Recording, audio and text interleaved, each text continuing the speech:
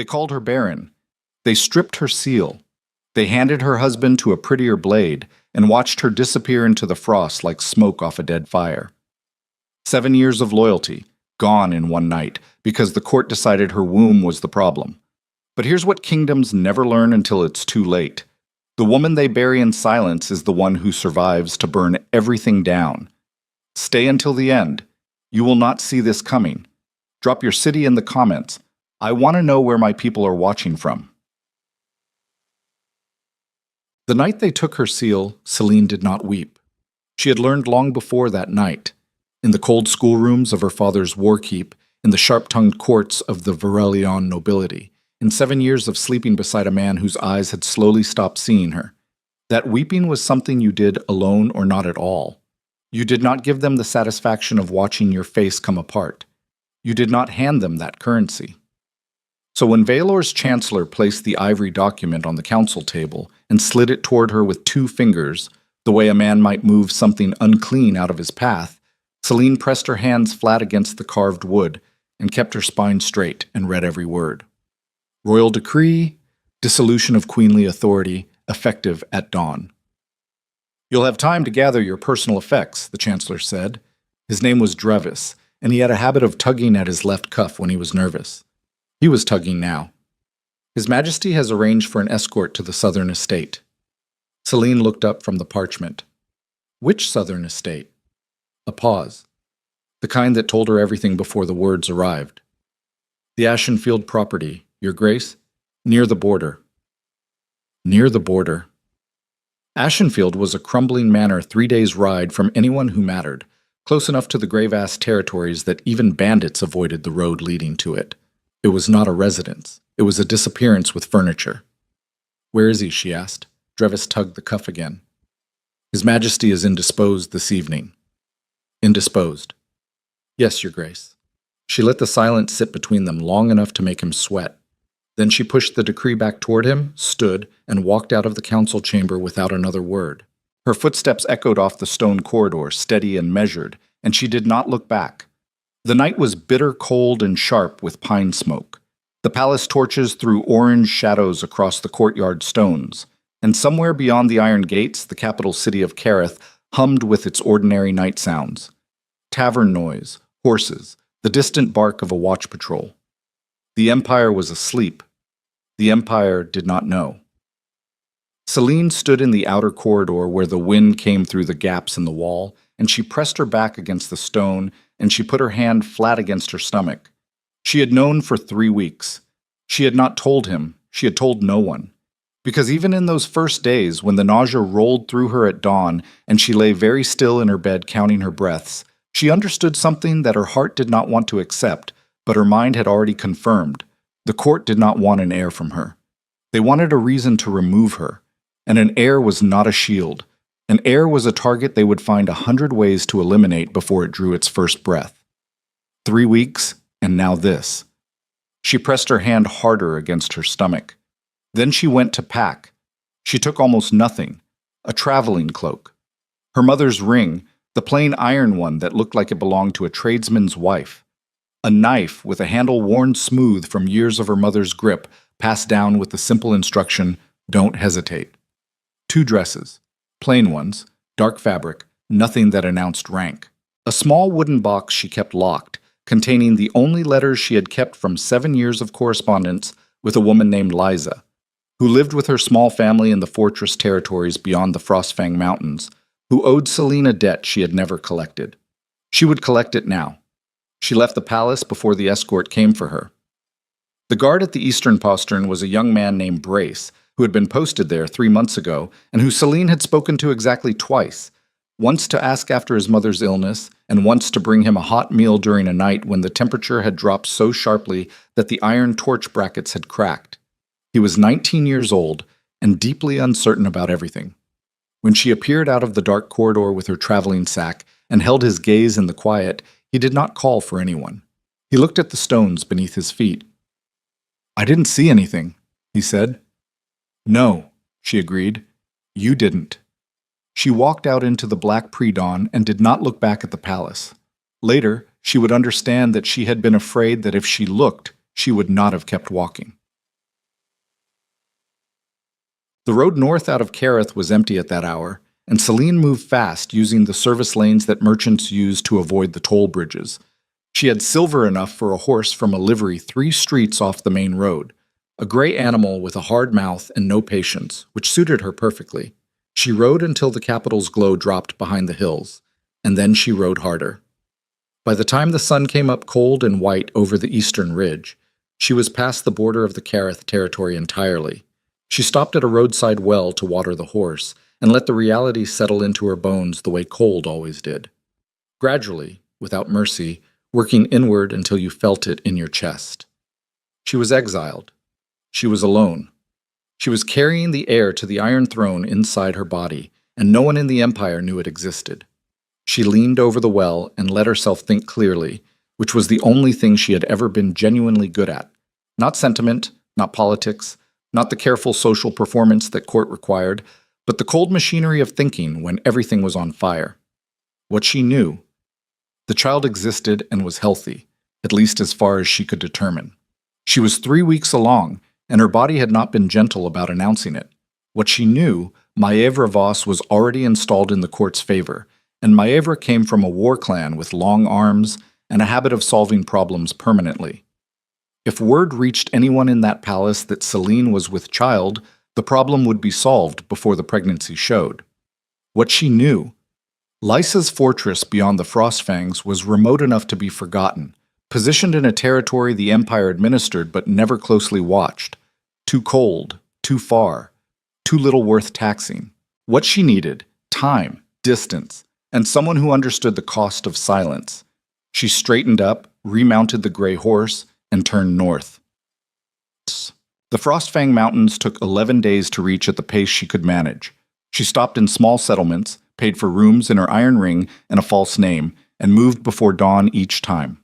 Her body was not cooperative. The nausea came at odd hours and left her gripping whatever surface was nearest until it passed. She ate what she could stomach: bread, dried fruit, warm water when she could get it. She slept badly and woke ahead of her alarm each morning, one hand already on the knife. On the 8th night, she was sick for 2 hours in the back of a livery stable while the horses shifted and stamped in their stalls. And when it was over, she sat in the hay with her knees pulled up and looked at the dark ceiling and felt, for the first time, something break open inside her. Not grief. Grief she had been managing. This was something else. She was angry. Not at Valor, although that was in there too, somewhere deep and structural, the kind of anger that doesn't flame. It calcifies. What she felt in that stable was a cleaner thing, pure fury at what had been done to her body, to her choices, to the careful and deliberate stripping of every decision she might have otherwise made. They had taken 7 years. They had taken her seal, her name's weight, her standing in a court she had spent a decade learning to navigate. They had decided what she was capable of producing before she had known herself what was inside her. They had been so certain. She put her hand against her stomach in the dark stable, feeling the straw against her palm through the fabric. "I'm going to keep you safe," she said quietly, "to no one and to someone. Whatever that costs, whatever I have to build or destroy, you're not going to be a piece on their board." The horses shifted. The wind came through the stable boards. She got up, washed her face in the trough water, and went back to sleep. On the 11th day, she crossed the last ridge and saw the Frostfang fortress below her in the pale morning light. Lysa was a small woman, 42 years old, with hands like iron and eyes that had stopped trusting anything without evidence. She had served the old Varelion court before Valor's ascension, in the capacity of record keeper for the royal archives, which meant she had spent 12 years watching powerful people bury things they did not want found. She knew where things were hidden. She also knew that knowing where things were hidden was the most dangerous thing a person could possess. When Celine appeared at her gates at dawn with a gray horse and a changed name and dark circles under her eyes, Lysa took one long look at her and said nothing for a moment. Then she said, "Come inside. I'll put the fire up." They sat at Lisa's kitchen table while the kettle heated, and Celine laid out the situation without softening it. She was practiced at that now, the bare architecture of facts without the emotion, because the emotion wasn't useful yet and would only cloud what needed to be clear. Lysa listened to all of it without interrupting. When Celine finished, the older woman turned her cup in her hands and said, "You know what you're asking." I know what I'm asking. If they find out I sheltered you, this fortress ends. My people end. They won't look here, Celine said. I was sent to the Ashenfield property. As far as anyone in that palace knows, I'm rotting in a crumbling manor near the grey vast border, too humiliated to cause problems. Valor will check eventually. Valor will be very occupied, Celine said flatly. He's about to marry Maevra Voss. That will require his complete attention. Maevra will make certain of it. Lisa looked at her steadily. And the child? Celine met her gaze without flinching. The child was never born in the palace, she said. The child was never part of their record. As far as every official document in that empire is concerned, I was barren. I left without producing an heir. That is the story. I intend to let them keep it. A long silence. You understand what you're giving up, Lysa said. Not a question. A wait. I understand what I'm choosing, Celine replied. There's a difference. Lisa set down her cup. She looked at the fire.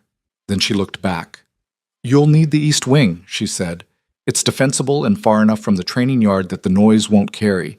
I'll put Wren on watch rotation. She doesn't talk. Celine exhaled once, deep and controlled. Thank you. Don't thank me, Lysa said.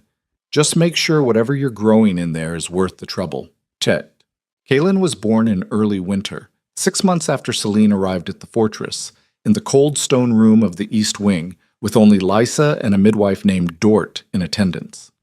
The labor was long and brutal, and Celine did not make noise she could suppress. When it was over, she lay back in the damp sheets with her chest heaving and heard the first cry, and for a moment the entire calcified structure of her discipline cracked clean through. She did not weep for long, but she did weep. Lisa placed the boy in her arms, and Celine looked at him, red-faced, furious at the world, eyes screwed shut, and felt something settle into her that had been disordered for a very long time. Then the boy opened his eyes. Dort made a sound, low and involuntary, like someone who has seen something they cannot immediately account for. The child's eyes were silver, not gray. Silver, the sharp bright silver of new-drawn steel, and in the dark they caught the candlelight and held it in a way that was not quite natural, and beneath his skin, faint but unmistakable, a faint pulse of golden light moved through the veins of his wrist like current moving through water. Celine had read about it. Every child of the royal bloodline had read about it, the same way they read about the old wars and the extinct fauna of the Western continent, as history, as legend, as a thing that no longer existed in the world, because the world was not what it had been 4 centuries ago. The golden blood. She looked at her son's wrist and watched the pulse of light move under his skin, and she understood that everything she thought she had been preparing for had been insufficient. Don't say it out loud, she said to Dort, who had gone very still. Dort nodded. Her face was white. Not ever. Not to anyone. Celine looked at the woman directly. I will pay you well to forget what you saw tonight. If payment isn't sufficient, tell me what is. Dort swallowed. I have a daughter in the Greth settlements. She's been indentured to a mill. I'll have her out before spring, Celine said, and positioned. She'll have work and a wage and no one coming for her debt. Dort nodded again, and this time the motion was steadier. Celine looked back at her son. He had settled now, eyes open, watching her with an attention that no newborn should have possessed. The gold light moved under his wrist and cast a faint warmth against her palm. Kaelin, she said quietly. The name she had chosen alone, weeks ago, from a language so old that the court scholars no longer taught it. In the old tongue, it meant the one who holds. She had not known why it had seemed right. Now she did. She pressed her lips to his forehead. You are not their weapon, she told him. You are not their throne. You are not their proof of anything. The candle guttered. The gold pulse under his wrist glowed steady as a heartbeat. Rachet. The years moved the way years do in exile. Not quickly, not slowly, but with the particular texture of days that have weight. The fortress became a life. Celine learned its rhythms, the way the wind shifted before snow, the schedule of the watch rotation, which of Lysa's people were sharp, and which were loyal, and which were both. She learned the land around the fortress in a 5-mile radius, every trail and frozen stream and stand of old pine, the same way she had once learned the palace corridors, as a matter of survival rather than pleasure. She worked. She was not a woman who could fill time decoratively, had never been able to manage the court preference for elegant idleness. She took inventory. She trained with the fortress guard because she needed to know what she was capable of if something came, and because standing still made her think too much. Lisa taught her what she knew about the fortress accounts, and Celine restructured them, quietly identifying 3 years of embedded waste that had been bleeding the stores dry. By the second winter, the fortress was running leaner and safer than it had in a decade. At night, once Kaylin was down, she sat by the fire and read. Not court documents now. She had no access to those. But history. The deep kind that predated Valor's dynasty. The kind that recorded not just wars, but the mechanics of how power moved from one hand to another, and why some movements stuck and others collapsed under their own weight. She studied betrayal the way a surgeon studied anatomy. And Kaylin grew. He was a serious child from the first month, attentive, almost unnerving in his capacity to simply watch things before engaging with them. He was not silent. He had opinions, loudly held, and a stubborn streak that Celine recognized with a complicated feeling she did not examine too closely. But his attention to the world had a quality that she had never observed in any child before. He seemed to be processing at a level several steps ahead of what his body could yet execute. By the time he was walking, he had developed a habit of sitting very still in the training yard and watching the guard wolves. Lisa kept a small pack for protection, and the wolves returned the attention with a focused calm they did not give anyone else. By the time he was talking clearly, the pack's alpha had taken to sleeping at the threshold of his room. By the time he was 4, 2 of the ancient timber wolves from the deep forest had appeared at the fortress gates, enormous pale things with scarred muzzles and size that suggested bloodlines going back before the Empire's founding, and they had simply sat down and waited until someone let them in. Wren, who kept watch and didn't talk, said nothing about it, but her face said plenty. Celine catalogued each occurrence and kept her own counsel. She did not know what the golden blood meant in practice. The old texts were fragmentary, composed in an era before careful record-keeping, but she understood the pattern. The boy was not merely rare. He was something the world had not prepared for in a very long time. She made sure the fortress walls stayed thick. She made sure no traveler lingered long enough to ask questions. She made sure Kaylin's existence remained in the category of local rumor rather than documented fact. And she made sure he knew how to be a person before anything else. "What am I?" he asked her once when he was 5 and sitting beside her near the fire on a winter evening, watching the light move under his wrist with the calm curiosity of a child who has grown up alongside a mystery. She had been waiting for the question. "You're mine," she said. He looked at her sideways, the silver eyes catching the firelight. He was not satisfied with that, and she knew it. "The wolves come to me," he said. "They don't come to anyone else." "No." "Why?" She thought about how to answer this, not about what to hide, because she had decided very early that she would not raise a child on lies, only on the careful sequencing of truth, and finally said, "Because something in your blood remembers what wolves remember. Old things, deep things, the kind that run in both of you." He considered this. "Is that dangerous?" "Most powerful things are," she said. "The danger isn't the power, it's whether you understand what it's for." "What's it for?" She looked at him steadily. "We'll find out." He nodded, as though this were a reasonable answer, because at 5, with a mother who said what she meant and meant what she said, it was reasonable. It was the most honest thing she had available, and he was old enough to feel the difference between honesty and comfort, even if he could not yet name it. She pulled him in against her side, and they sat quiet while the fire worked down and the pack wolves outside shifted in the snow. The merchant came through in the autumn of Kaylin's 6th year. He was a trader in dried goods moving between the Frostfang settlements and the larger towns to the southeast. A talkative man with an easy manner who stayed 2 nights and paid decently and talked too much, as some people do when they've been alone on the road. Celine let him talk. She listened to the parts that mattered. Trade prices were shifting.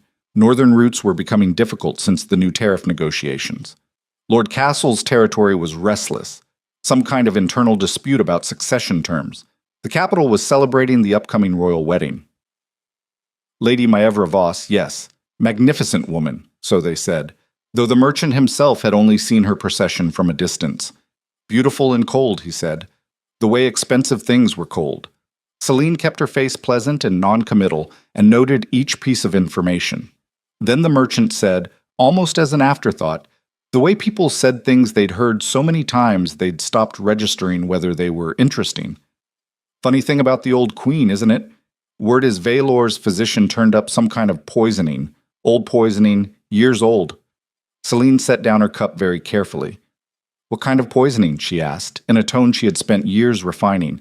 Light and curious, just enough interest to not seem strange. Oh, some court scandal thing. The merchant waved a hand. Moonroot something. Clan Voss business, allegedly. Before the lady was official, suppressed some function or other to weaken the old queen's position. You know how court people are. He shrugged. Probably nothing.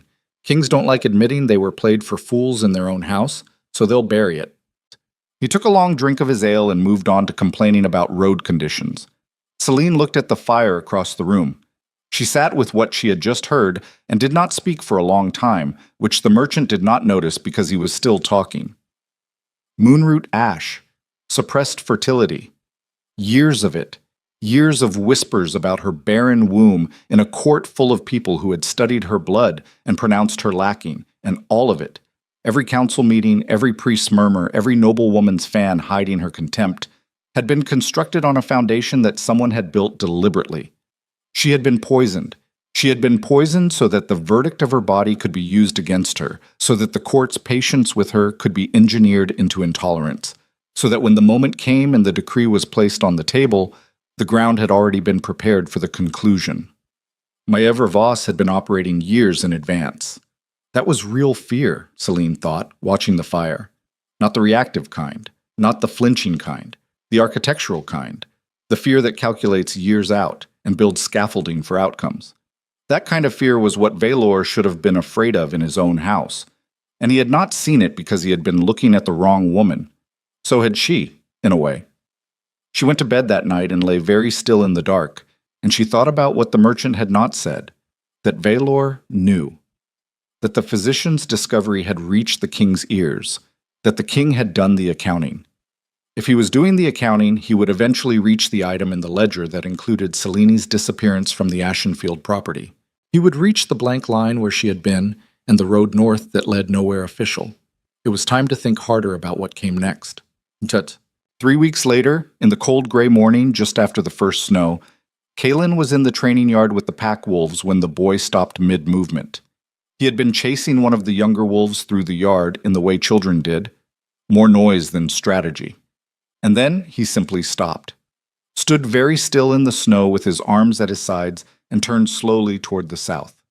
Ren, who had been watching from the walkway, came down the steps without a word and stood beside Celine. He's been doing that for 3 days, Ren said quietly. Turning south.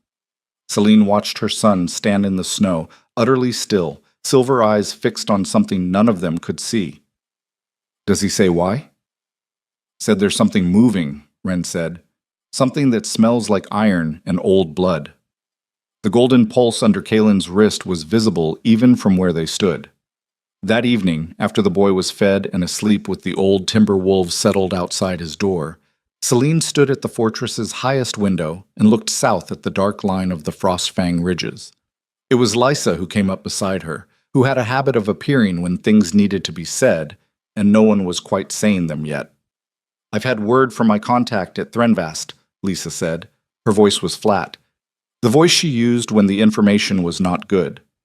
3 days ago, a royal dispatch left Kareth, 40 riders, northern route. Celine did not look away from the mountains. Headed where? Far enough north to pass through the Frostfang territory. A long silence. One dispatch? Or multiple? One. But my contact said the riders were armed for more than a diplomatic errand. Lisa paused. Vialor knows you didn't go to Ashenfield.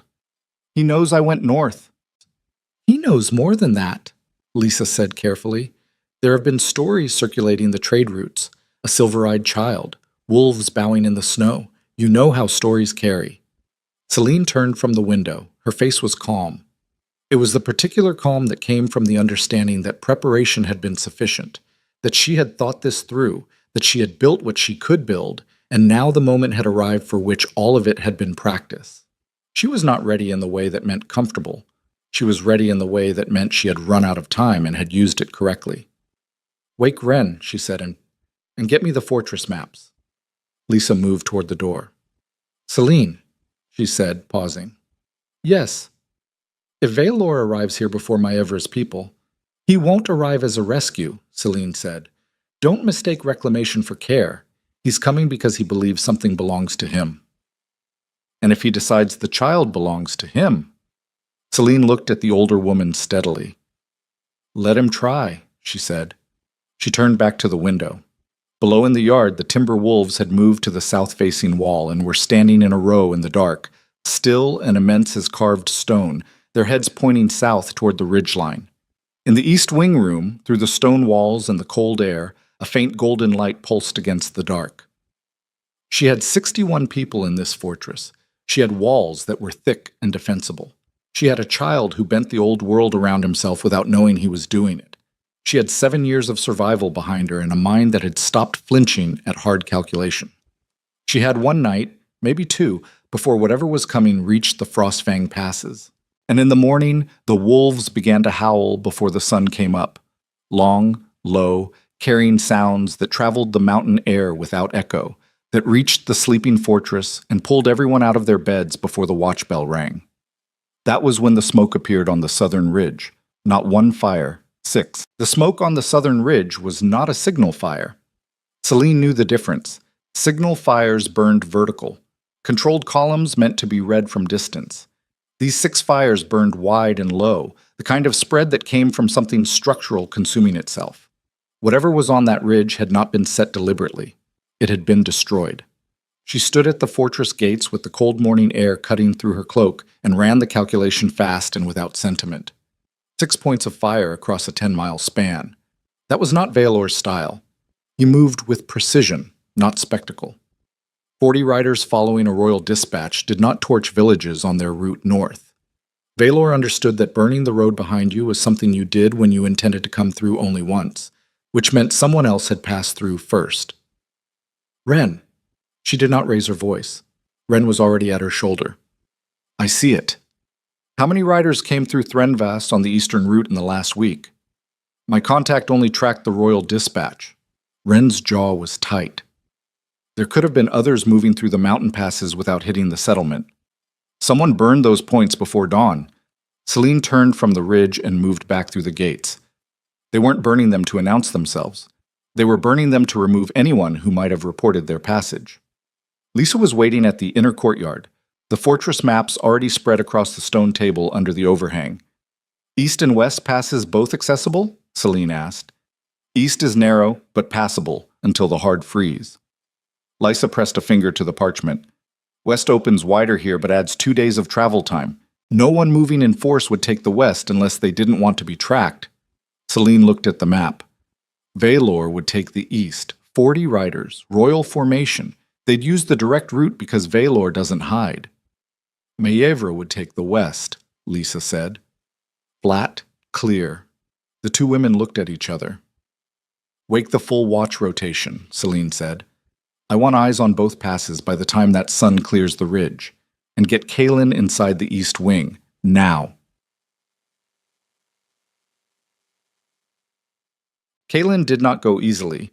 He was 6 years old and had his mother's stubbornness and a child's perfectly calibrated instinct for detecting when adults were trying to move him away from something important. He stood in the doorway of his room with his arms crossed and his silver eyes fixed on Celine with an expression that was in the worst possible way familiar to her. "Something's coming," he said. Not a question. "Yes." "I should be where I can see." "You should be where I don't have to think about you while I'm working." She crouched to his level so the words landed directly. "I need my whole mind right now, Kay. I cannot do what needs doing if part of my mind is tracking where you are." He looked at her for a long moment. The morning light was coming through the high window and catching the silver in his eyes, and the gold under his wrist was a steady pulse that had been running faster since before dawn. One of the timber wolves had followed him from his room and now sat at his left side, enormous and patient, its muzzle at the boy's shoulder height. "The wolves want to go south," Kalen said. "I know. They've been pulling at it since yesterday. I know that too. They're not scared." He said it carefully, the way he said things he was still working out. When they're scared, they get small and tight. These ones are doing the other thing, the big thing. Celine looked at her son and felt something move through her that had no clean name. Not fear, not quite pride, something that lived in the territory between the two. The boy was right. The ancient wolf's response to whatever was approaching was not defensive. It was recognitional, and that was its own category of information she did not yet have time to process. "Inside," she said, "I will come to you the moment I have something to tell you. I swear it." He held her gaze a beat longer than a 6-year-old should have managed. Then he nodded, once, and stepped back from the doorway. She was halfway down the corridor when his voice came after her. "Mom." She stopped. "Don't let them take you either," he said. She did not turn around. She was afraid of what her face would do. "Lock the door," she said, and kept moving. Sham. The Eastern Pass riders came into sight at mid-morning. 40 horses, royal black with the iron banner of the Dravenheart line, moving in tight formation through the last descent of the mountain pass with the efficiency of men who had been riding hard for days and knew they were close. No torches in daylight, no herald advance. Vaelor Dravenheart did not announce himself with ceremony when he was not in a court setting. He announced himself with the sound of 40 war horses on stone and the very specific quality of silence that preceded him. Celine stood at the fortress wall and watched them come. She had put 12 of her best people on the wall with her. Not because 12 could stop 40 trained royal cavalry if it came to that. She was not delusional about the arithmetic. But because the wall sent a message. "You were expected. We are not running. Come in only on our terms." The formation halted 50 yards from the fortress gate. One rider separated from the group and came forward alone. Celine had not seen Vaelor Dravenheart in 6 years. He was larger than she remembered, or perhaps she had spent 6 years compressing her memory of him into something manageable, and the reality was always going to be an adjustment. He rode a black horse that moved like water, entirely unlike the formal parade animals of the palace. This was a war horse, trained in the specific mechanics of violence, and it responded to Vaelor's weight with the obedience of something that had been through difficult situations with its rider and trusted him for reasons that had nothing to do with gentleness.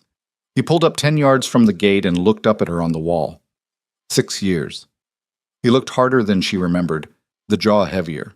The lines around his eyes had deepened in ways that had more to do with calculation than age. He wore no crown. He never wore crowns outside the court. Just his campaign gear, dark leather and iron, practical and expensive in equal measure. His eyes were the same, gold brown, sharp, the eyes of a man whose attention was the most dangerous thing about him. He said nothing for a moment, just looked at her the way a man looked at an accounting that did not match. "You're not in Ashenfield," he said. His voice carried clearly in the cold air. "No?" she said. "The Ashenfield property has been empty since the month after I signed the decree." "Has it?" He let that sit between them without reacting to it. "You covered your route carefully. I didn't find the trail until the physician's report, and by then it was old." "You weren't looking very hard," she said. "You were busy." The smallest tightening around his eyes. She had landed that one flush, and they both knew it, and neither of them acknowledged it directly, which was the particular grammar they had always spoken, everything important said underneath the actual words. "Open the gate, Celine." "No." A pause, long enough to have texture. "I'm not asking you to." "I know what you're doing," she said. The wall gave her height, and she used it, her voice coming down to him flat and clear, and without the performance of anger she did not feel.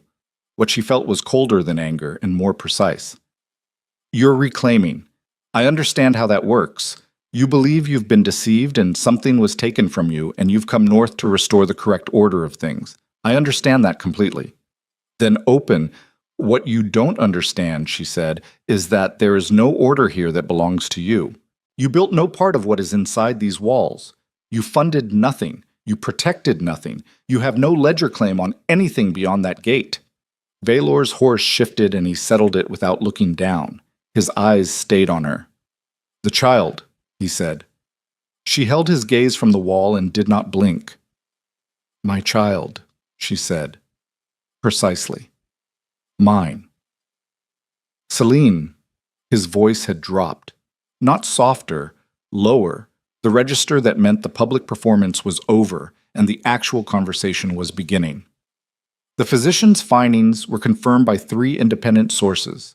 I know what Maevra's clan did. I know about the moonroot suppression. I know every assumption I made about you was built on what they fed me.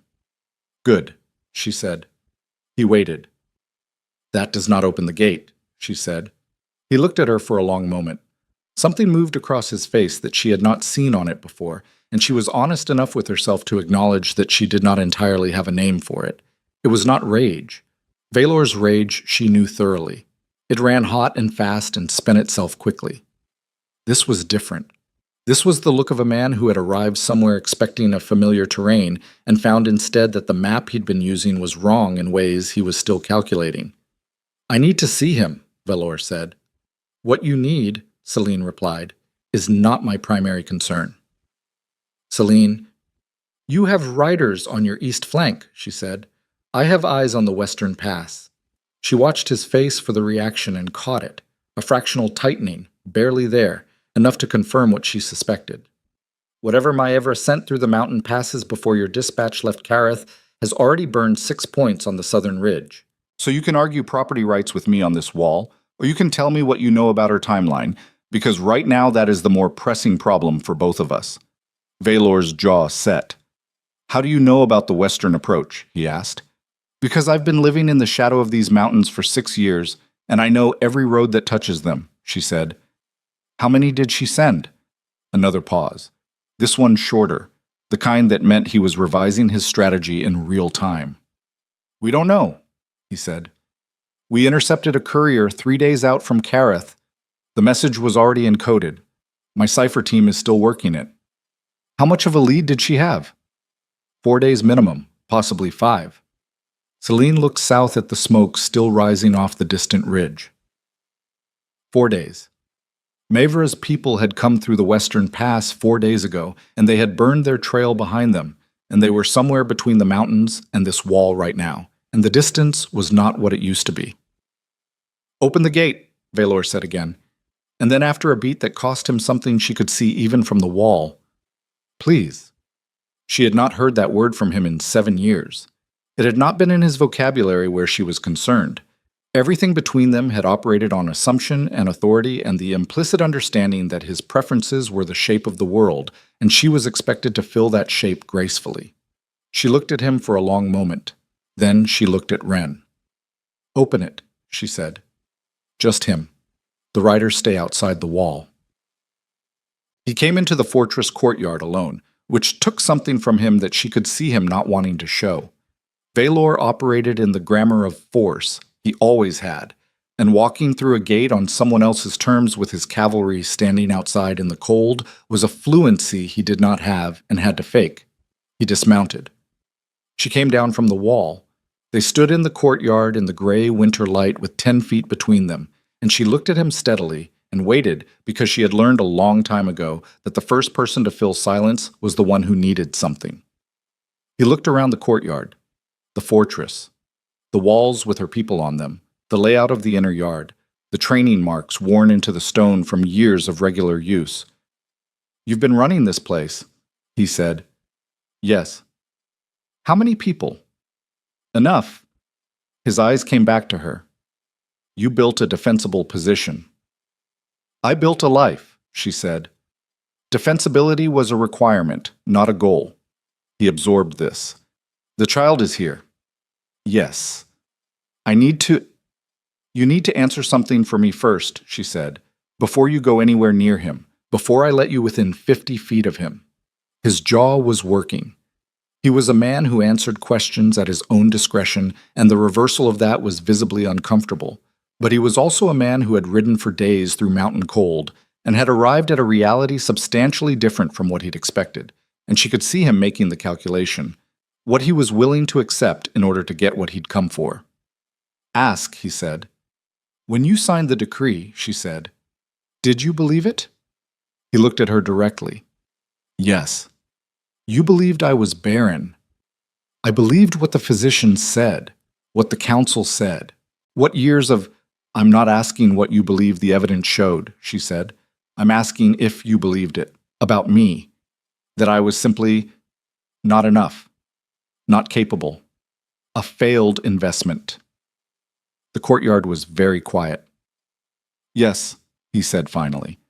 The word came out with an edge to it, not because he was angry, but because it was the truth, and it had a shape that cut going out. She nodded. Once. She had already known. She was not asking to confirm the fact. She was asking to confirm that he would admit it, which was a different kind of information. Then understand what I'm about to tell you, she said. The child in this fortress is not yours to reclaim. He is not a political asset. He is not leverage against Maevra Voss. He is not a throne succession problem. He is a person, 6 years old, who has never been a failure or a disappointment to anyone in his life, and he does not know that is unusual. I have made sure of that. Do you understand what I'm saying? Celine, do you understand what I'm saying? Yes. The word came out harder this time. Not resistance, something else, something that moved through him and was gone before she could fully read it. I understand. She held his gaze for another beat. Then she turned toward the east wing. Follow me, she said. And if you do anything in the next 10 minutes that my instincts tell me to respond to, I will respond to it. Are we clear? We're clear, he said, and fell into step behind her, and for the first time in 6 years, Alpha King Valor Dravenhart followed someone else's lead without condition. Awesome. Kaelin was sitting on the floor of the East Wing room when she opened the door, cross-legged in front of the fire with one of the timber wolves lying beside him, its massive head in his lap. He had a book open that he had not been reading. She could tell by the angle of it, the way he held it loose without tracking the lines. He had been listening, waiting. He looked up when the door opened, first at her, checking, the fast, specific check of a child who had learned to read adults as information systems. Then at the man behind her. Valor had gone still in the doorway.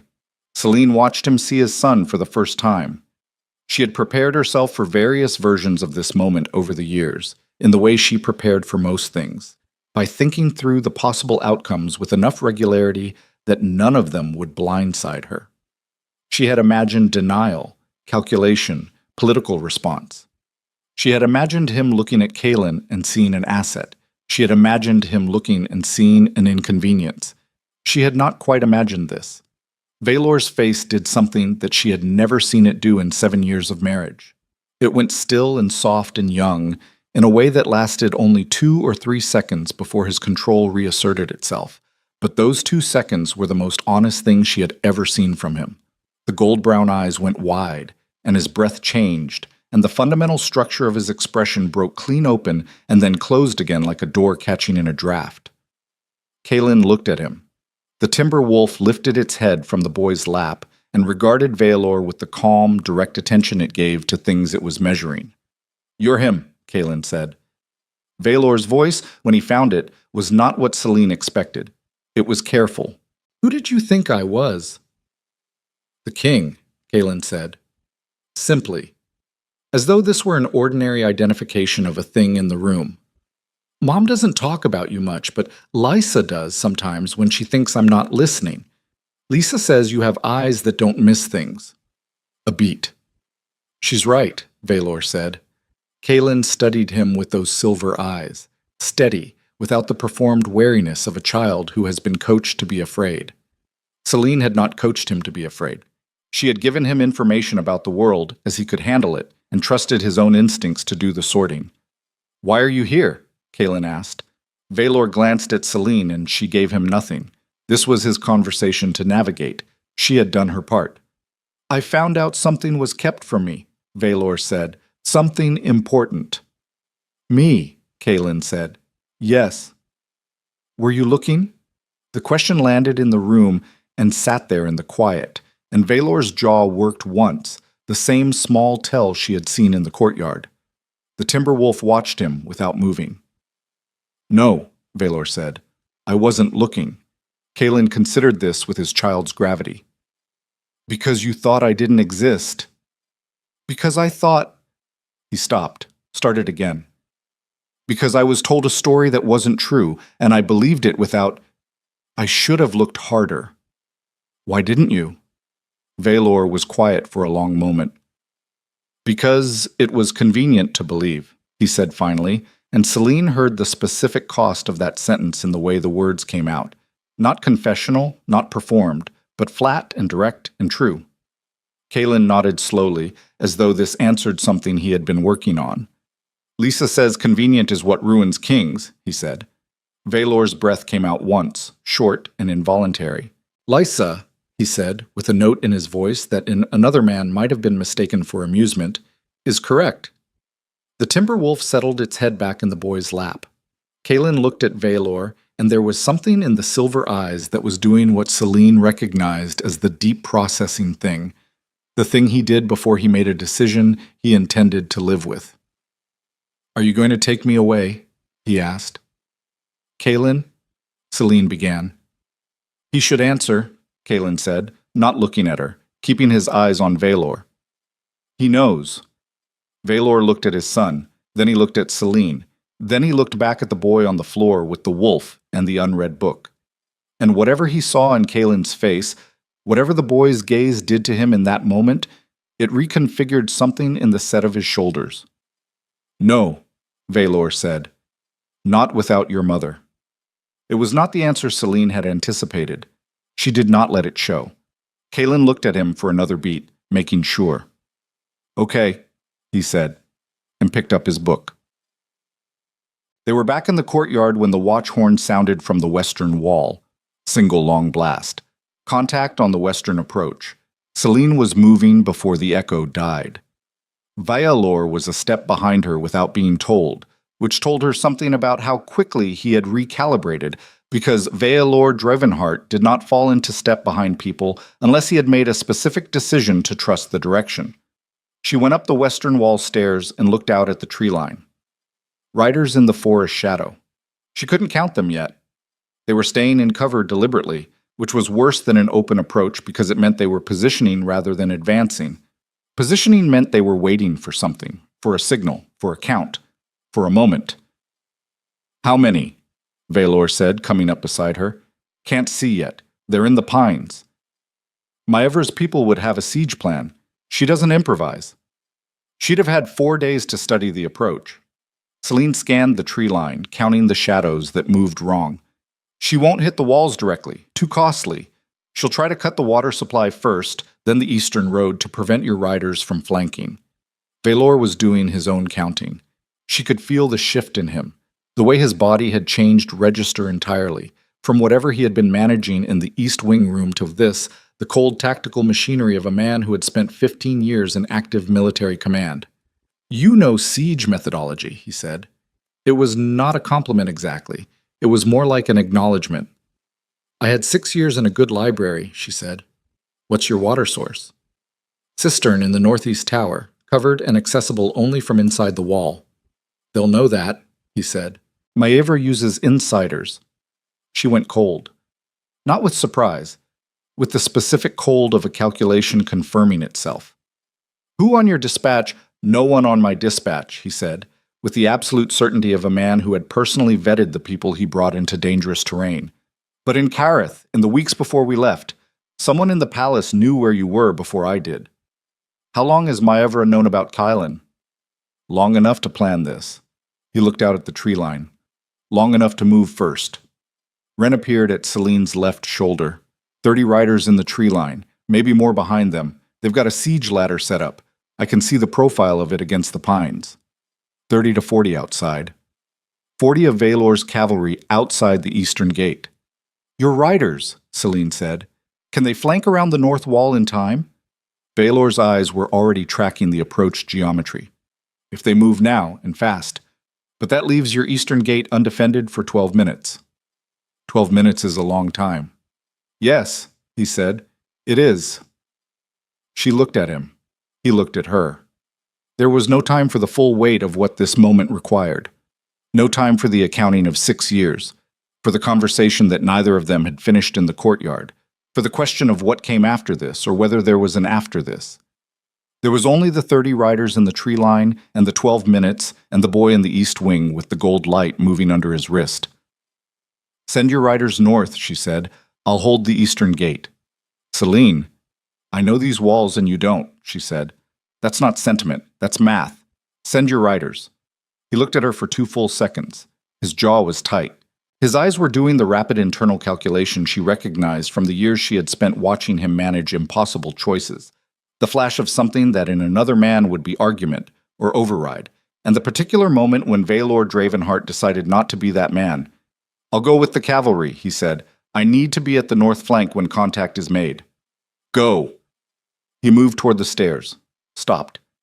"If they breach before we—" "They won't." "If they do—" "Valor!"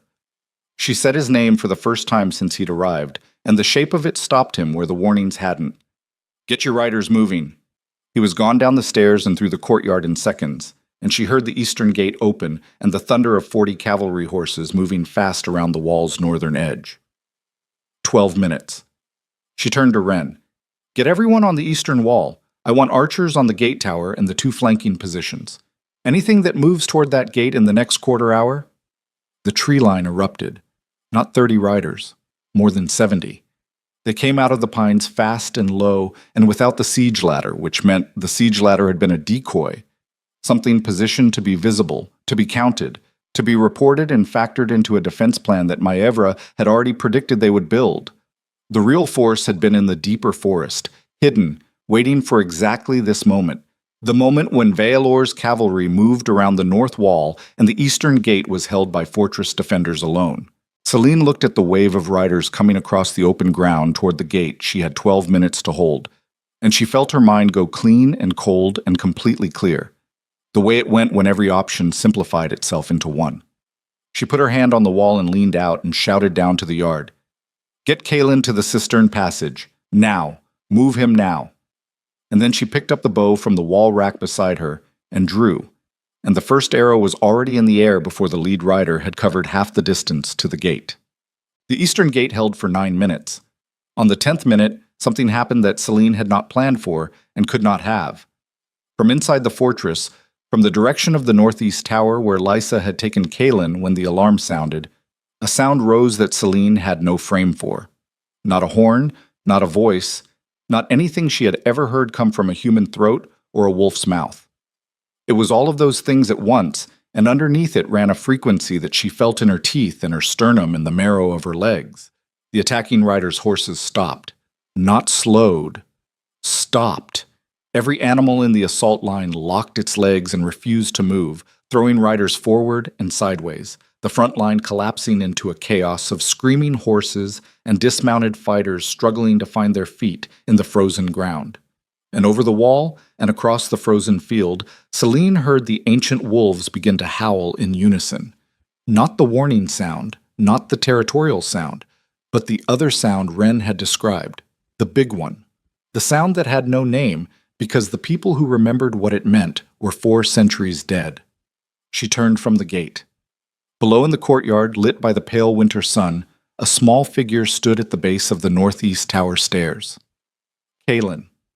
6 years old, standing completely still in the frozen yard, his arms loose at his sides and his silver eyes open wide, and the golden light under his skin not a pulse anymore, but a steady burn that threw actual light across the stone around him. The timber wolves were at his left and right, sitting tall. Every guard on the wall had gone quiet. And through the eastern gate, she could hear the sounds of Valor's cavalry arriving from the north flank into the chaos of 70 stopped horses and thrown riders, rolling through the assault force like water through a broken dam. Celine walked down the stairs into the courtyard, crossed to her son, and crouched in front of him. His eyes came to her, focused, completely present.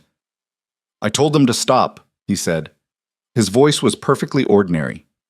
The voice of a 6-year-old explaining something he had worked out for himself. "The horses. They were confused," he said.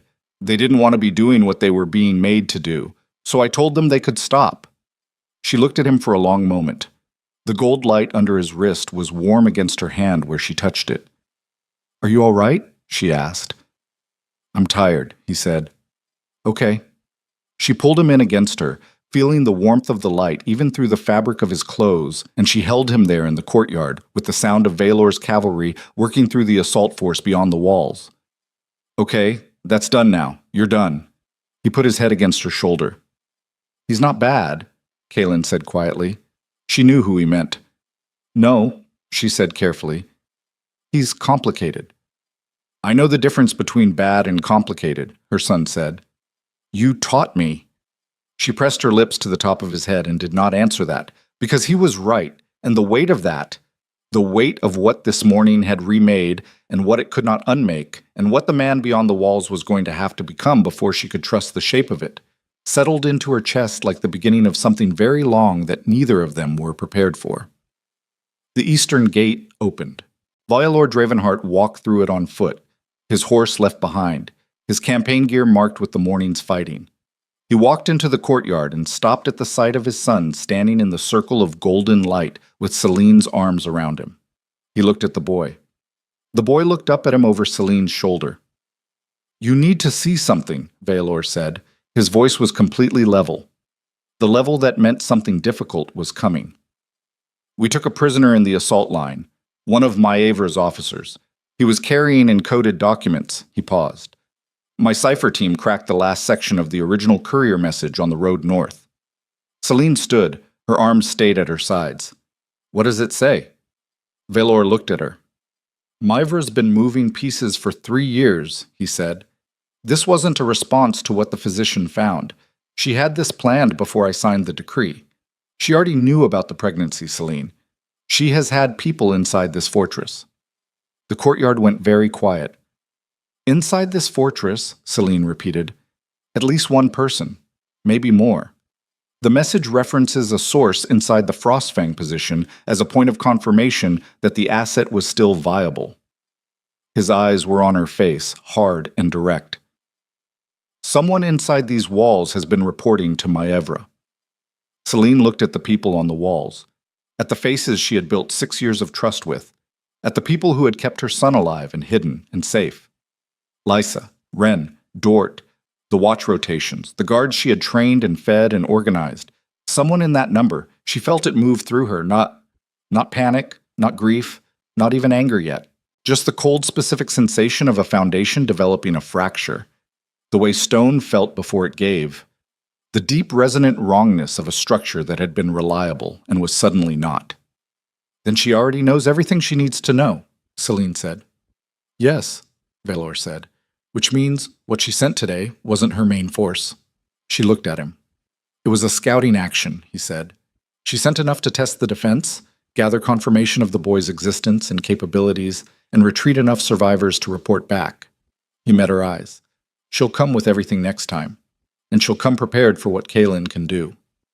Celine stood in the courtyard of the fortress she had built out of the wreckage of her exile, with her son at her side and the enemy already inside her walls in a form she could not yet identify, and the man she had once been married to standing in her gate with information that confirmed the worst possible shape of the situation, and she understood with complete clarity that there was no position to defend anymore. There was only forward. "How fast can your cavalry move?" she asked. "Fast.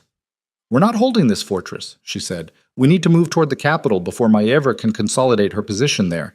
If we stay here, we're contained and she controls the terms." Valor's eyes narrowed slightly. "You're talking about marching on Kareth." "I'm talking about not giving Maevra the luxury of choosing the ground," she said, "with a 6-year-old child." "With the golden heir," she said. "Which is not the same thing. You saw what he did to 70 war horses from a tower stairway." Valor looked at Kaelin. Kaelin looked back at him with those silver eyes, tired but steady. "The capital is 3 weeks of hard travel in winter conditions," Valor said. "Then we'd better leave before dark," Celine said. She turned toward the fortress interior. She had to find out who in her walls had been feeding information to Maevra Voss. She had 3 hours to do it before they had to move, and she would not leave a traitor behind her when she went. 3 hours. Celine gave herself 3 hours to find a traitor among 61 people she had chosen, fed, trained, and trusted with her son's existence. She started with what she knew. The encoded message Valor's cipher team had cracked referenced a source inside the Frostfang position with enough operational specificity to confirm it was not a guess or an inference. Maevra's officer had been carrying language that described the fortress layout, the cistern in the northeast tower, the watch rotation schedule, the number of people on the wall at any given hour. That level of detail required either prolonged access or a single source positioned centrally enough to observe everything. Not a guard.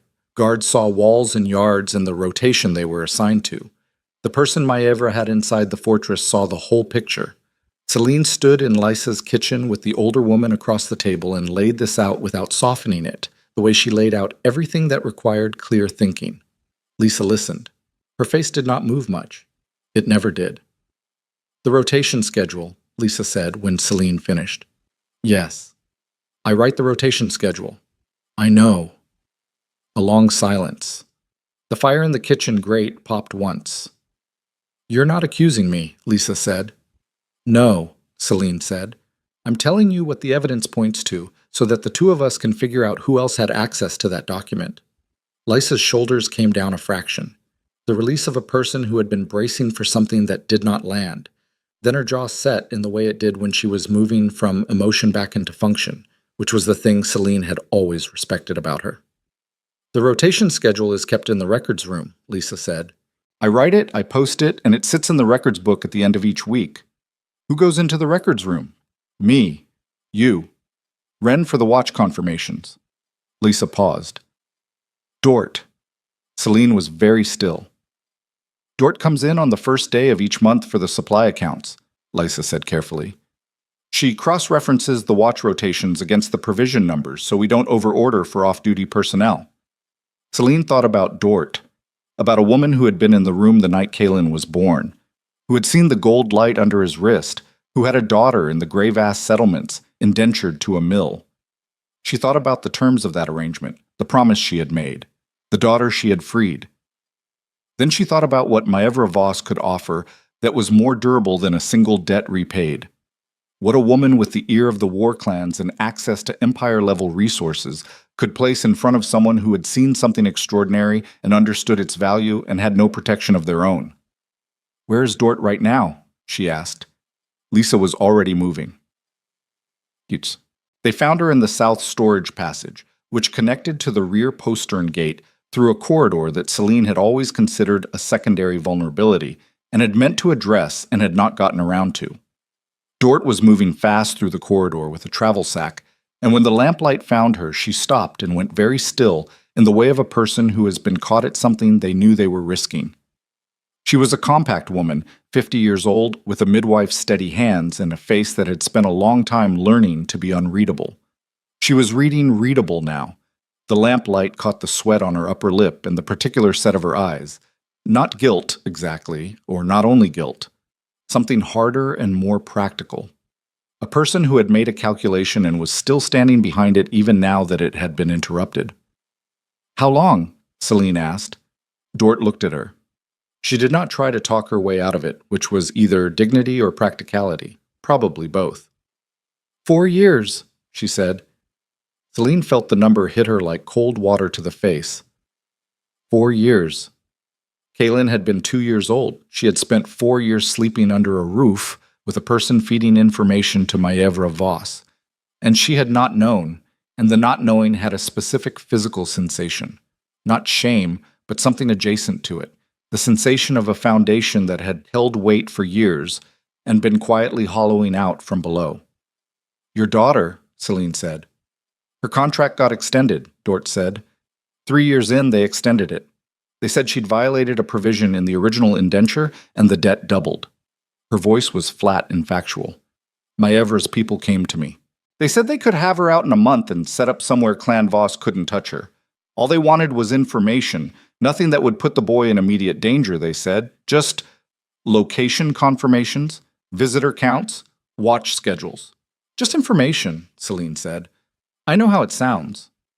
I don't think you do, Celine said. I think you know what it was and you're using the softest words available for it. Dort looked at the floor, then back up. Is she out? She asked. My daughter. The question cost her something to ask. Celine could see it. I don't know, Celine said honestly. Whether Maevra kept that promise depends entirely on what your daughter is worth to her. Now that this is over. What happens to me? Dort asked. Celine looked at her for a long moment. You walk out the postern gate you were heading for, she said. Take your sack. Take whatever food is in it. And you understand that you cannot come back, and that the protection of these walls no longer exists for you, and that what you chose has consequences that belong to you and not to the child you sold information about. Dort looked at her. Something moved across her face. Not relief, not quite. Something more complicated than relief. The expression of a person receiving a verdict they know is more merciful than they earned. I'm sorry, Dort said. I know, Celine said. Go. Dort went. Her footsteps moved down the corridor, and the postern gate opened and closed, and the sound of it had a finality that Celine stood inside for a moment without moving. 4 years. She turned to Lisa, who had been standing behind her in the corridor. We leave before dark. What Dort couldn't report tonight, she'll find another way to get to Maevra's people by morning. The march preparation. 2 hours, Celine said. Whatever we can pack in 2 hours, the rest stays. She walked back toward the main fortress, and she was already rebuilding the timeline in her head, already recalculating what Maevra now knew and what she would do with it, already moving forward because standing still in the wreckage of something was a luxury she had never been able to afford and was not going to start affording now.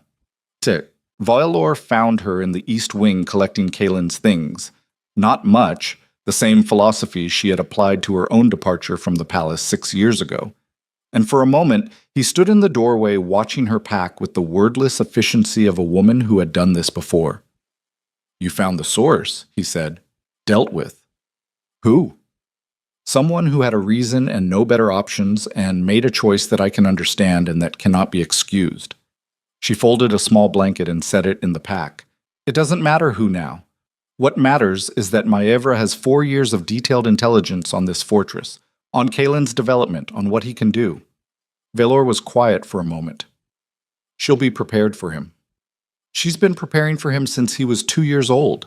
Celine straightened, which means everything I've been doing here, the walls, the watches, the careful containment of information, she already accounted for all of it. That's not what this is, he said. She looked at him. You kept him alive, Valor said.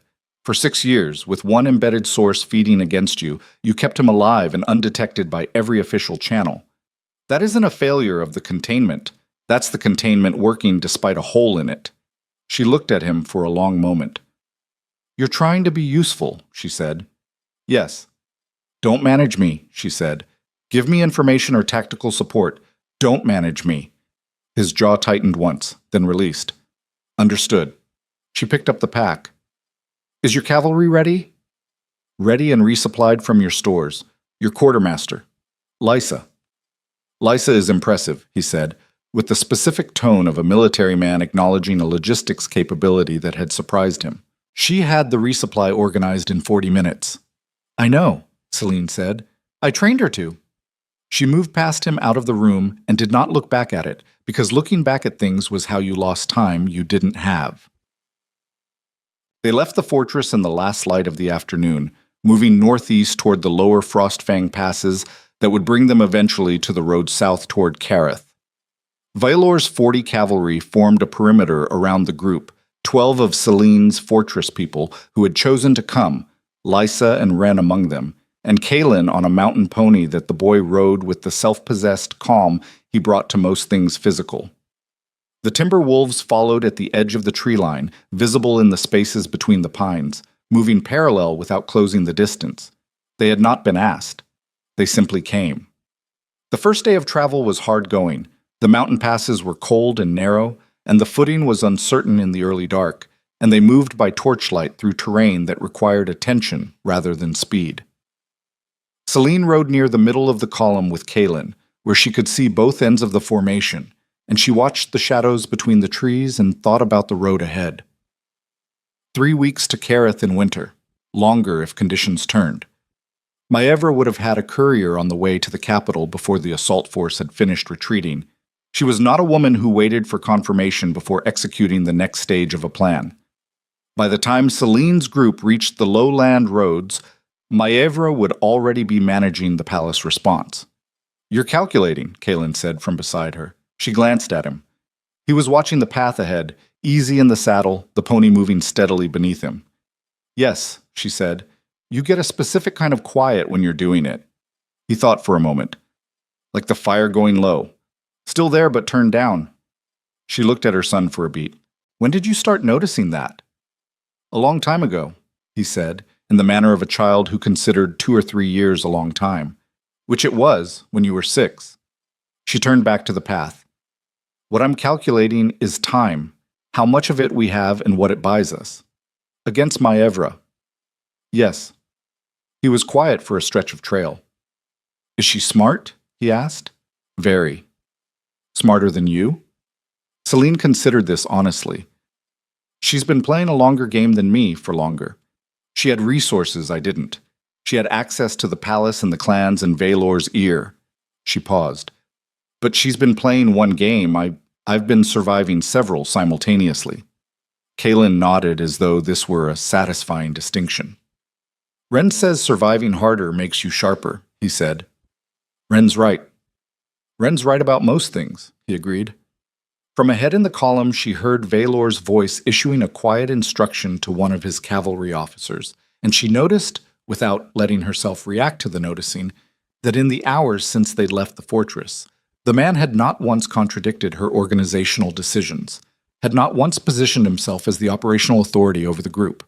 He had integrated into the column's existing structure as though he understood something about why that mattered that he would not have understood 6 years ago. She was not going to read too much into it, but she noted it. On the third night, they made camp in a shallow valley below the last of the high passes, where the trees were thick enough to break the wind and a frozen stream bed provided level ground. Valor's people were disciplined campers. Fires built low and covered, no unnecessary noise. Watches rotated in 4-hour intervals. Celine's people integrated into the watch rotation without friction, which told her something about how Lysa had briefed them before departure. She sat apart from the main campfire, going through the encoded documents that Valor had passed to her at the fortress. His cipher team had done good work. The translation was clean, and she had been reading it in every spare moment of the march, building the picture of what Maevra had actually constructed over the past 7 years. It was extensive. It was, in its way, impressive.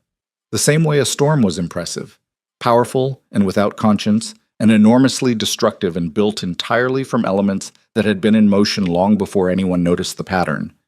Valor sat down across from her without being invited, which she had expected. He had been tracking her with his eyes for hours, the slow, patient tracking of a man who had something to say and was choosing his moment. She did not look up from the documents. Say it. The Voss clan has been feeding the border lords, he said. The encoded message. There are references to payments to 3 separate territorial lords between here and the capital. They're not just allied with Maevra, they're contractually bound to her. I read it. Which means the road south isn't clean. He leaned forward, elbows on his knees, voice lowered below the camp sounds. We can't move openly through Voss-allied territories with 40 riders and a recognizable column. Someone will send word ahead. We move at night through the Crestfall stretch and avoid the main road from Drevith to the capital junction, she said, still reading. The old trade route through the Ashgate Valley is longer, but it bypasses all 3 of the lords you're looking at. A pause. You mapped alternate routes, he said. 3 years ago, she said. When I understood that if we ever had to leave quickly, leaving slowly would get us killed. He was quiet for a moment. Celine. She looked up. I am trying to... He stopped. His jaw worked once. The expression on his face was one she had not catalogued before from him. The expression of a man who had a great deal of practice saying things that sounded like what needed to be said, and was right now attempting to say something that was actually true, and finding the 2 skills were not the same. I know what you're trying to do, she said, not unkindly. You're trying to figure out how to be useful in a situation where you have more power than me in most categories that count, and none of it has been relevant yet. That's uncomfortable. He looked at her directly. That is a specific and accurate assessment. I've had a long time to think clearly about you, she said. Not bitterly, just clearly. What did you conclude? She set down the documents. That you are a better king than you are a person, she said, and that those two things have been in each other's way for as long as I've known you. The king in you is capable of exceptional things. The person in you was willing to look at a woman he'd been beside for 7 years and accept a story about her body without asking her directly once. He received this without defending against it. That was new. The Valor she had known would have deflected or redirected or moved the conversation to ground where he had better footing. This one sat with it. "What do you need from me on this march?" he asked. "Military coordination and your cavalry's capability," she said. "That's real, and I need it. And personally?" She picked up the documents again. "Don't ask me to want things from you that I'm not certain I want yet. Let the march be what it is." He was quiet for a long moment. "That's fair," he said. "I know," she said.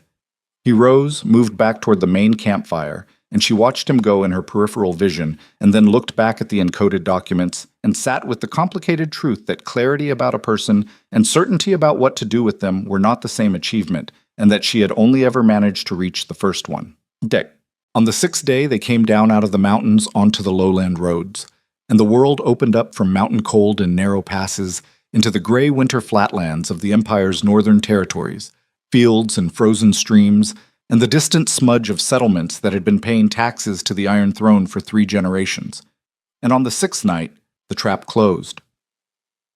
They came through a narrow defile between 2 rock formations, a feature that the maps called the Crestfall Gap, on the alternate route that Celine had identified 3 years ago as the safer passage through the Voss-allied territories, the route that bypassed the 3 lords, the route that Dort had not been in the records room for, had not had access to, could not have reported, the route Celine had told Valor about on the 3rd night of the march. Valor. She understood it the same instant the first torch appeared on the rock above them. Not Valor himself, not someone he had ordered, but one of the 40 riders, one of the royal cavalry he had personally vetted and brought north on a mission he had believed was secure, and who had been feeding information on an entirely different channel for an entirely different purpose, and had heard the alternate route discussed in a camp on the 3rd night and had passed it along. The torches multiplied. Both high walls of the defile lit up simultaneously, and the sound of horses on the rock above them was dense and organized, not scouts, a full force, positioned before they arrived and waiting. Maevra's people did not announce themselves with words. The first arrows came down from the upper walls in a sweeping arc, and the column broke apart the way trained cavalry broke under unexpected fire, outward and fast, riders peeling to the sides looking for cover that the defile's narrow walls did not provide. Celine had Kalen off his pony and against the rock wall in 3 seconds. Her body between him and the defile opening, her knife in her hand, screaming at the column to break south and reform. Valor's voice cut through the chaos from somewhere ahead in the dark, issuing rapid tactical commands to his cavalry, and she could hear his people responding, training asserting itself through the shock of ambush, the formation beginning to cohere even in the narrow space. But the defile was the problem. It was a killing ground, and they were standing inside it. "Move south," she shouted. "Out of the defile, move south!" An arrow took the rock face 3 inches from her left shoulder, and she felt the chip of stone cut her cheek and kept moving, pulling Kalen with her, his hand in hers, running south along the wall toward the defile's exit. Ren appeared out of the dark at her right side, short blade drawn, tracking the wall above them. "How many?" Celine said. "Too many to fight in this space," Ren said. "They knew our route." "I know they knew." They made the southern exit of the defile with 8 of Valor's cavalry forming a rear guard around them, and the rest of the column collapsing through the gap and reforming in the open ground south of the rocks. Celine counted, 4 riders down in the defile. 2 of her fortress people she could not account for in the dark and chaos. Violor came through the defile last, on foot, with 2 of his cavalry holding the entrance long enough for the rear elements to clear. He came out with blood on his arm from a cut that had gone through the leather at the forearm and was not shallow, and he ignored it with the practiced disregard of a man who had sustained worse and kept working. He found her in the dark, and his eyes went immediately to Kalen, who was standing beside her, breathing hard, unhurt. Then they looked at each other. "Someone in your cavalry, Gist," she said. His face went through something that she had no word for. something that started as denial and moved through it too fast to stop at it, and came out the other side as a particular kind of cold that she recognized because she had felt it herself in the South Storage Corridor when Dort had said 4 years. "I vetted those riders personally," he said. "I know you did." "I have known some of those people for—" "I know," she said. "It doesn't change what it is." He looked at the riders around them. 40 had gone in. 34 had come out. 4 of the 6 unaccounted for were bodies in the defile. The other 2 were somewhere in his cavalry, and one of them had heard a conversation in a camp on the 3rd night and passed the route to Maevra's network. She watched him understand that he could not identify which 2. She watched him understand what that meant for the rest of the march. "I can't trust my own column," he said. "No," she said. "Not completely." The word was almost inaudible. Not volume. It was something deeper than volume. The sound a structure made in the moment before it acknowledged it was going to have to be rebuilt from different materials. Kaelin was watching his father from her side, silver eyes tracking the expression on Vaelor's face with the same careful attention he gave to things he was trying to understand. "What do we do?" Kaelin asked. Vaelor looked at his son, and Selene watched something happen to the Alpha King's face that she had been watching for the shape of since the courtyard in the fortress. The thing that arrived when a man who had built his entire identity on the power of certainty ran out of things he was certain of. It was not collapse, it was not defeat, it was the specific expression of a person being forced by circumstances to become someone their habits had never allowed them to be. The terrifying, necessary, fundamental reshaping of a thing that had believed its own form was permanent. "We move on foot through the back country," Vaelor said. "Smaller group. No horses on the main roads. I'll send the full cavalry ahead as a visible decoy. They'll draw Maevra's attention toward the main roads while we move under it." Selene looked at him. "You'll split your military protection." "Yes." "If Maevra's people identify the decoy, she'll commit force to it anyway," he said, "because she can't afford not to. She doesn't know which column has Kaelin. We make them both look real, and we move in the gap.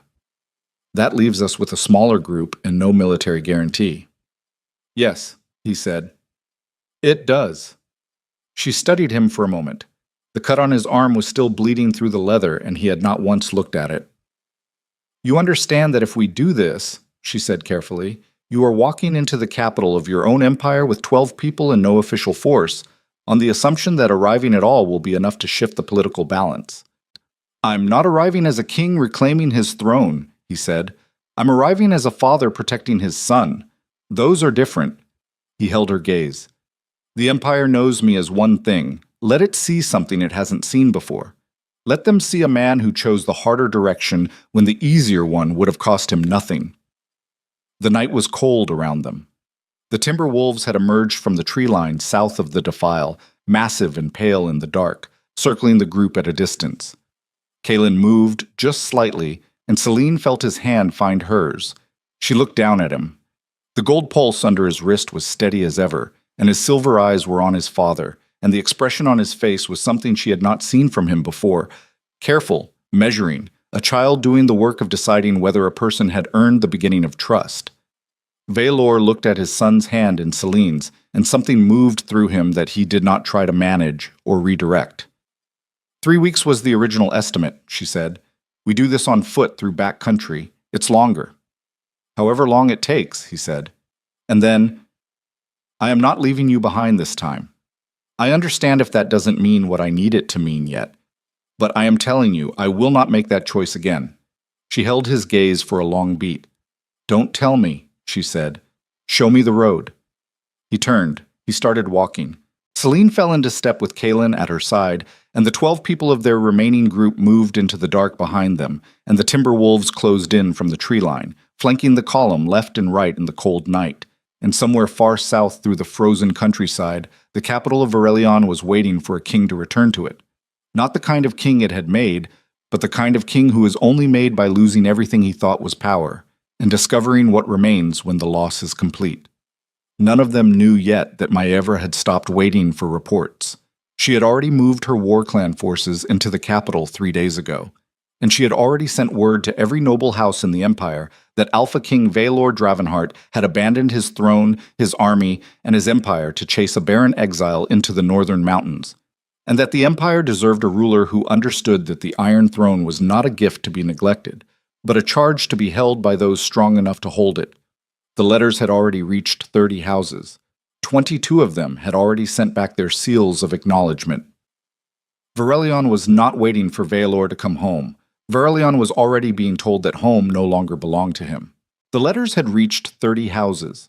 Vaelor learned this on the 9th day of the backcountry march, from a settlement trader who recognized him anyway, despite the stripped insignia, despite the campaign beard, and the road dirt, and the fact that he was traveling with 12 people and no banner, and who delivered the news with the careful neutrality of a man who was not certain yet which way the wind was finally going to blow and had no intention of committing until it did. 22 seals of acknowledgement, 22 houses that had looked at Maevra's letter and decided that a queen in possession of the capital was worth more than a king on a mountain road. Vaelor stood in the trader's yard in the gray morning and received this information without expression, which was the skill he had spent 30 years building, the ability to absorb a catastrophic fact without letting it travel from his mind to his face. He thanked the trader. He paid for the supplies they needed. He walked back to where Celine was breaking camp with the others, and he told her what he had learned, and he watched her take it the same way he had, straight and without softening. 22, she said. Out of 30 contacted. Possibly more by now. She looked at the cold sky. Which 8 didn't respond?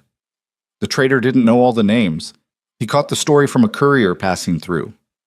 Vaelor crouched and began rolling his own betting because there was no one to do it for him, and he had, over 9 days of backcountry travel, gotten efficient at doing things for himself that he had not done since before his first command. House Dreven was mentioned as one of the holdouts. Lord Castle's name came up as uncertain. Castle is cautious, not loyal, Celine said. He'll wait to see which direction has momentum before he commits. Then we need to create momentum before he decides. She looked at him. We have 12 people and no cavalry, and we're 11 days from the capital. 10, he said. If we cut through the Ashgate Valley properly and move at night through the Drevith stretch. 10 days against a woman who has been sitting in the capital for 11 days already, building her position with clan resources and 22 noble seals. She kept her voice even. Not despair. Inventory. The difference mattered, and she knew it. What does she have militarily? Clan Voss maintains a war force of roughly 800 active soldiers, he said. She'll have pulled them all, plus whatever she could conscript from the allied noble houses. Possibly 1,200 total inside Kareth. What's left of your loyal forces? The 40 cavalry I sent as decoy, assuming they haven't been intercepted. Whatever remained garrisoned at the capital when I left, which Maevra will have either turned or confined. He paused. The eastern border legions haven't been contacted yet. If we can get word to Commander Veth before Maevra's messengers reach him, he might move. Might, she said. Veth served under my father, and he has no love for the Voss clan. It's the strongest might I have. How do we reach him without Maevra's network intercepting the message? Vaelor was quiet for a moment. Celine looked at him. The cipher my father used, he said. Veth would know it. It predates every system Maevra's people could have access to. Do you remember it? Every character, he said. My father made me write it from memory every month for 4 years. I hated him for it at the time. Write the message tonight, she said. We'll find a rider in the next settlement who's going east. She moved to finish breaking camp, and Vaelor watched her for a moment. The efficient economy of her movements, the way she organized the group's departure without theater, the way every decision she made was 3 steps ahead of the current moment, and he thought about the 7 years they had spent in the same palace while he had been building an empire, and she had been building something he hadn't had the vision to recognize as infrastructure. He thought about what infrastructure built in silence was worth, and what it had cost her to build it, and whether the accounting he owed for that could be paid in anything other than the rest of his life. Then he picked up his pack and fell into the march. They moved through the backcountry for 3 more days before the first sign came that Maevra knew where they were. It came in the form of a burning farmstead on the eastern edge of the Ashgate Valley. Not old burning, recent, the smoke still black and chemical-smelling rather than the gray of settled ash. The buildings had been put down deliberately, not by accident, and the timing was not coincidental. Someone in Maevra's network had triangulated their route from the Crestfall ambush and was burning a line of reference points behind them to narrow the approach corridors. Celine stood at the edge of the farmstead and looked at the pattern of the burning. 3 structures, the main building, the grain store, and the northern stable, but not the southern outbuilding, which had a clear sightline to the road they were on. The one building left standing was the one useful for observation. "She's not trying to stop us," Celine said. Ren was beside her. "No. She's marking us, keeping us visible to her network." "And pushing us toward the main road," Ren said. "Each burn point closes off another back route. We're being herded." Celine turned to Valor, who had read the same pattern from a different angle and was standing with the look on his face of a man confirming a calculation he had hoped was wrong. "She wants us to arrive," he said. "She wants us to arrive on her terms," Celine said, "into whatever she's prepared at the capital. Then we don't take the road she's closed." He looked at the map, the physical one, worn at the folds from 10 days of constant consultation. "There's a river crossing at Fen's Reach, not on any official route. Local fishermen use it. Adds a day, but it bypasses everything between here and the south gate of Kareth." Do you know it?" "I hunted this region for 2 years before my father died," he said. "I know it." She looked at him and made the decision quickly, because slow decisions in herded terrain were the kind that got you killed. "Lead." He led. Damned. The Fen's Reach crossing was a flat-bottom ford over a river that ran fast and very cold, chest deep at the center and wider than it looked from the bank. They crossed it in the last hour of daylight, each person moving through the current with the specific focused attention of someone who understood that the cold water was a secondary problem and the footing was the primary one. Valor went first and came back and went again, guiding the group through in pairs, his hand a fixed point in the current that each person reached for in the deepest stretch. When Kalen's turn came, the boy walked into the water without hesitation, and the cold hit him and his jaw set against it, and he moved through the current with his eyes forward, not looking down. Valor's hand found his arm at the deep point and held it without ceremony. Kalen looked at him briefly and then looked forward again and kept moving. On the far bank they wrung out what they could and kept walking because stopping meant the cold deepened faster, and Celine moved through the group checking each person the way she had always done. Not mothering, assessing, the systematic inventory of a woman who understood that a group's capability was only as reliable as its weakest current state. That night they camped without fire, which was its own particular misery in the cold. But Celine had made the call and everyone accepted it because a fire in that terrain was a signal to Maevra's network that was not worth the warmth. She sat against a tree in the dark with Kalen pressed against her side for body heat, both of them wrapped in the same heavy blanket, and she listened to the night sounds and thought about what waited ahead. The capital. 1,200 soldiers holding it for a woman who had spent 7 years building toward this moment. 22 noble houses already committed. A throne room that had once been the architecture of Celine's daily humiliation, that she had walked through for 7 years as something decorative and insufficient, that she was now approaching with a 6-year-old boy who made war horses stop in their tracks, and a man she had not forgiven and did not know yet if she would. "You're doing the fire thing again," Kalen said quietly. "Yes?" "Are you afraid?" She considered giving him the comfortable answer, decided against it. "Yes," she said. "Not of what happens to me, of what could happen to you." He was quiet for a moment. The timber wolves were out in the dark somewhere, and she could feel them the way she had learned to feel them over 6 years. Not hear, not see, but register, the way you registered a change in air pressure before weather arrived. "I'm not afraid," Kalen said. "I know. Is that bad?" "It depends on why," she said. "Are you not afraid because you don't understand the danger, or because you understand it and have decided it doesn't change what you're going to do?" He thought about this seriously. "The second one," he said. She pulled him closer. "Then no," she said. "It's not bad." They reached the outer edges of the Kareth territory on the 12th day. The capital was visible from the high road approach as a smudge of smoke and torchlight against the winter sky, the Iron Throne's towers catching the last light in the way Celine had always found beautiful and was not finding beautiful now. The south gate was closed and guarded. She could see the additional fortification from a distance, the doubled watch positions, the Clan Voss banners that had been raised on the gate towers alongside the imperial standard. Not instead of it, alongside it. Maevra was not declaring herself outright. She was installing herself by increments, which was the method she had always used, and was the most dangerous kind because it gave every outside house a reason to wait and see rather than act, and waiting and seeing was the slow death of opposition. She hasn't declared herself queen, Valor said, beside her, reading the same banners. She won't until she has to, Celine said. Every day she manages without declaring, she buys more acquiescence from the houses that haven't committed yet.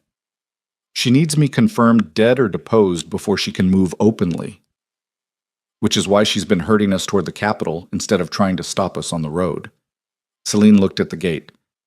She wants a public confrontation, something visible, something that ends with you either eliminated or discredited in a way the court witnesses directly. Then we give her a public confrontation, Valor said, just not the kind she planned for. He turned to the group. 12 people. Celine, Kaelin, Ren, Lysa, 7 of his cavalry who had survived the Crestfall ambush and had been vetted as clean in the brutal efficiency of the days that followed. Valor had done it himself, the grim arithmetic of process of elimination, and the 2 people who had not cleared that process were no longer with them. 2 of Celine's fortress people whose names she knew well. 12 people to walk into a capital held by 1,200. The east postern, Valor said. It's a maintenance gate on the river wall. The guard there rotates on a 4-hour cycle, and the position isn't reinforced during the middle rotation because it's considered low-value access. How do you know Maevra hasn't changed the rotation? Celine asked. I don't, he said. But the Voss clan didn't build those walls, and they've had 11 days to learn them. 11 days is enough to learn the main approaches. It's not enough to learn every detail of the riverside. And if the postern is reinforced? We find another way. His voice was even. We don't stop. She looked at him for a beat, then nodded. They moved. Gad. The postern gate was not reinforced. It was guarded by 2 Voss soldiers who were cold and bored and not expecting company from the riverside in the deep of a winter night, and Valor's cavalry handled it with a speed and silence that Celine did not watch closely and did not have time to feel complicated about. They moved through the river gate into the lower city. Kareth at night was not the sleeping city she remembered.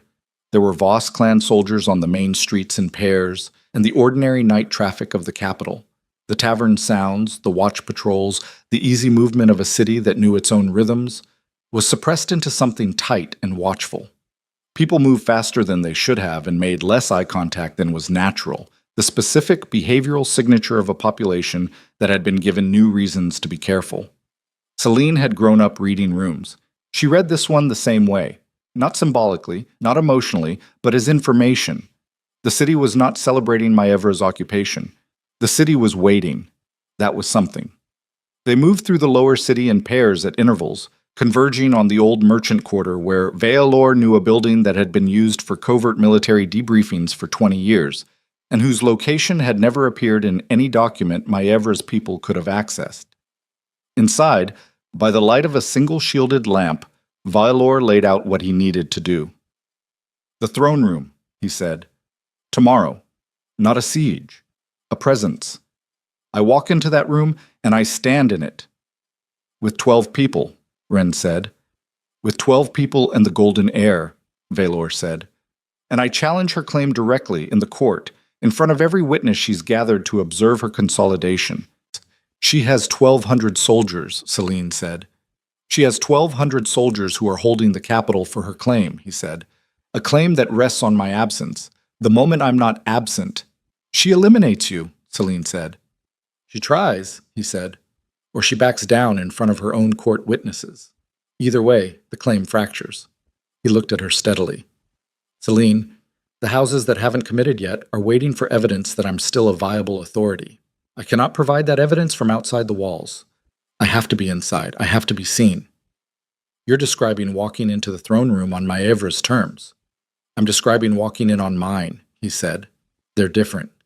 She looked at him for a long moment.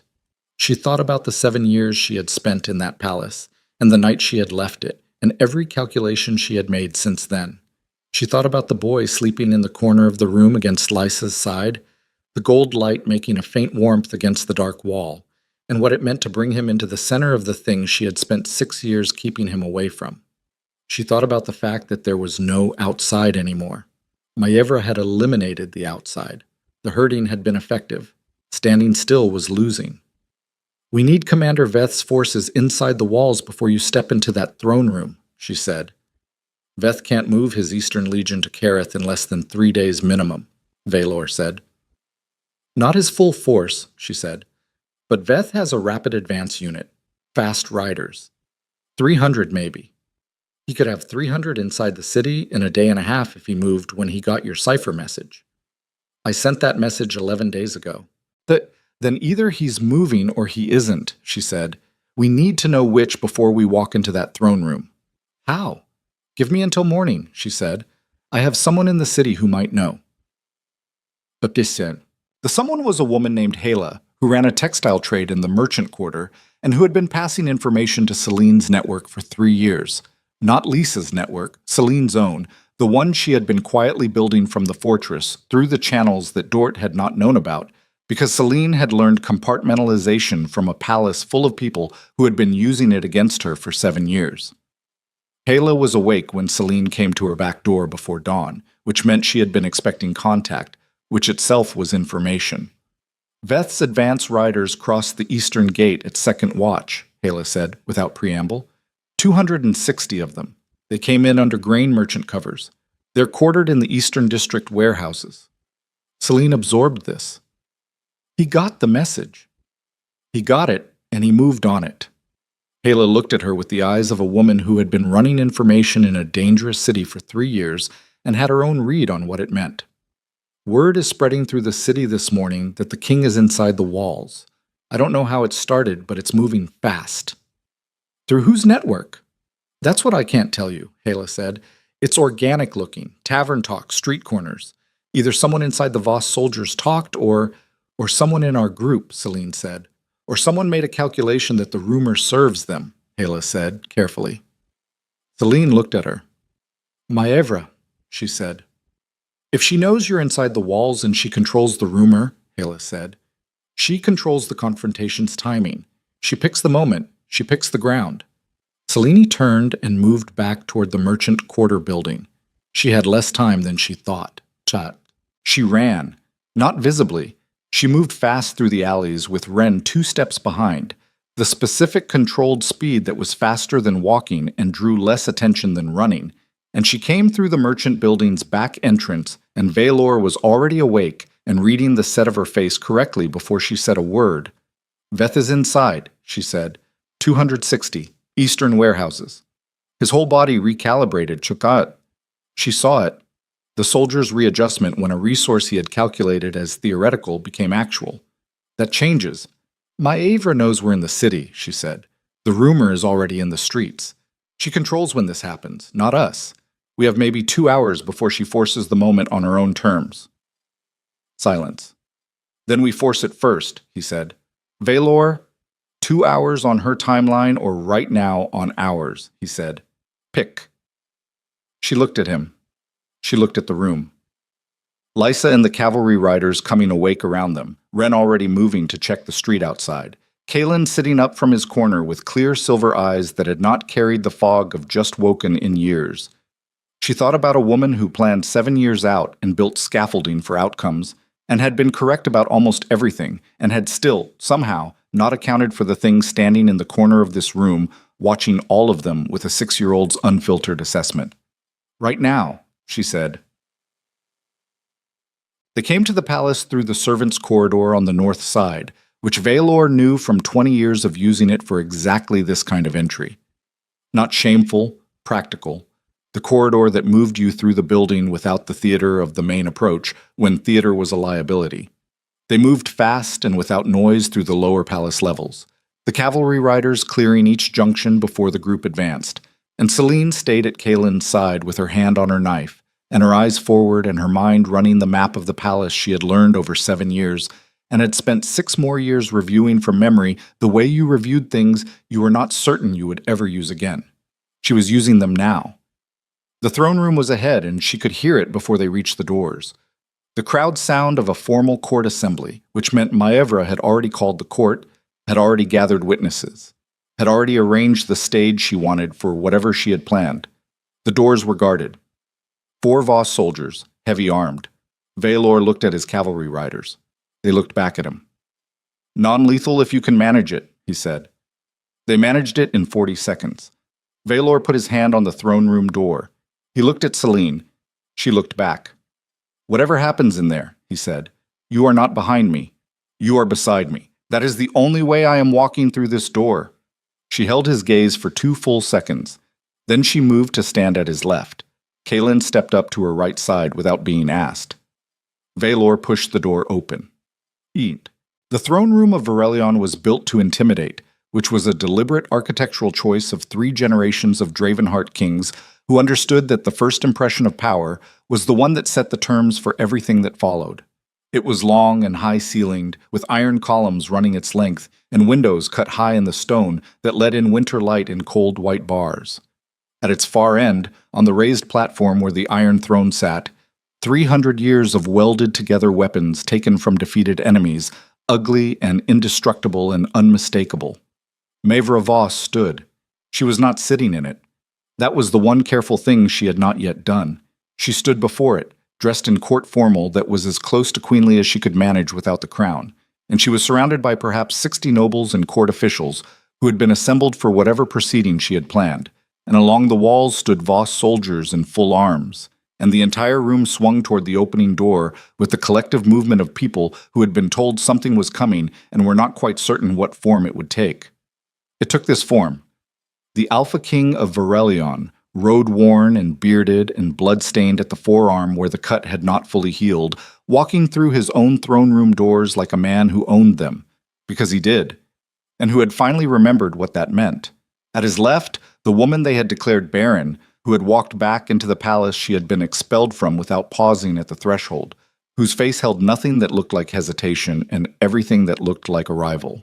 And between them, slightly forward, a small figure with silver eyes and a pulse of gold light visible beneath the skin of his wrist, who walked into the throne room of the Verelion Empire for the first time in his life, and looked at all of it and was not frightened. The silence in the room was total. Maevra recovered first. She always recovered first. That was the skill at the center of everything she was, the ability to absorb the unexpected and reframe it before anyone in the room could see her working. "My lord," she said, and her voice was warm and arranged. "We had word you were coming. I confess we feared for your safety. The northern roads in winter are so treacherous." The smile was precise. "You should have sent word.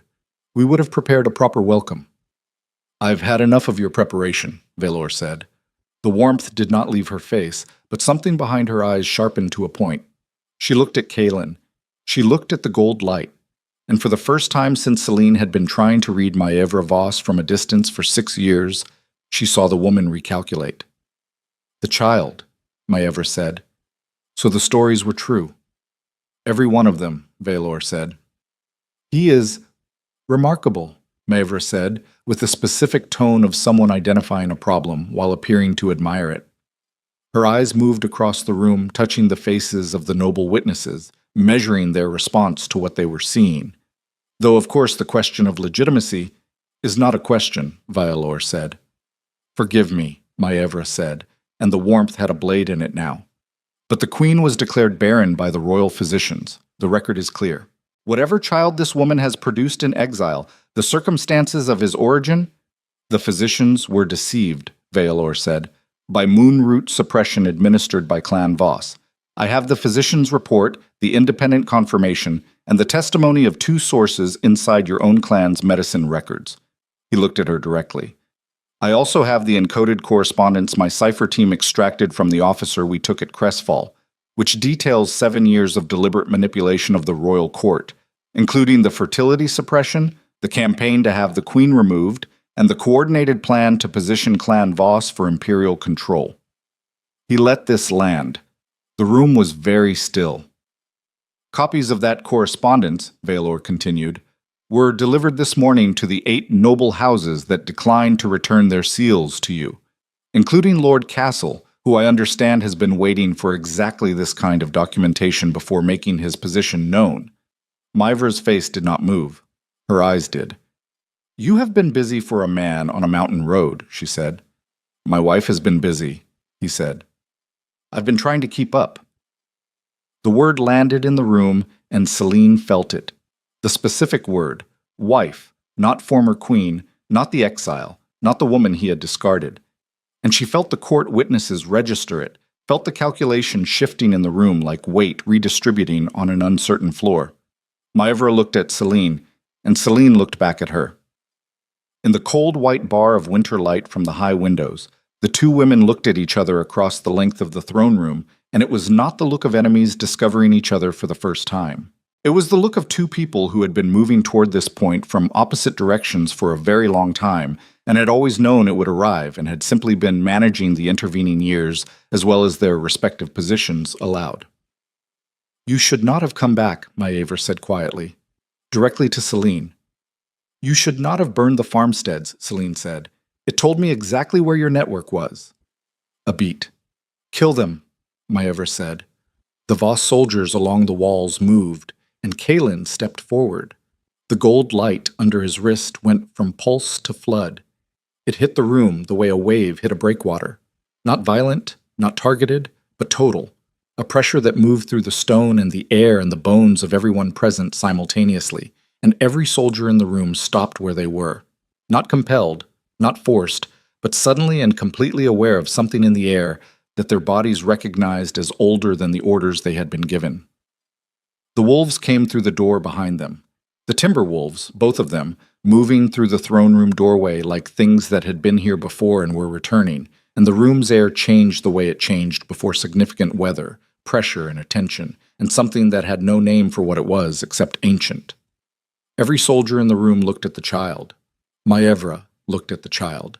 Kalin stood in the light he was making and looked at Myvra Voss with 6 years of silver eyes that had learned their steadiness from a mother who kept her spine straight when the world tried to remove it, and he said nothing because nothing needed to be said. The room made its accounting. The Voss soldiers began one by one to lower their weapons, not because they had been ordered to, because they were standing in front of something that made the orders they had been given feel like very small instructions against a very large reality. Myvra's face changed.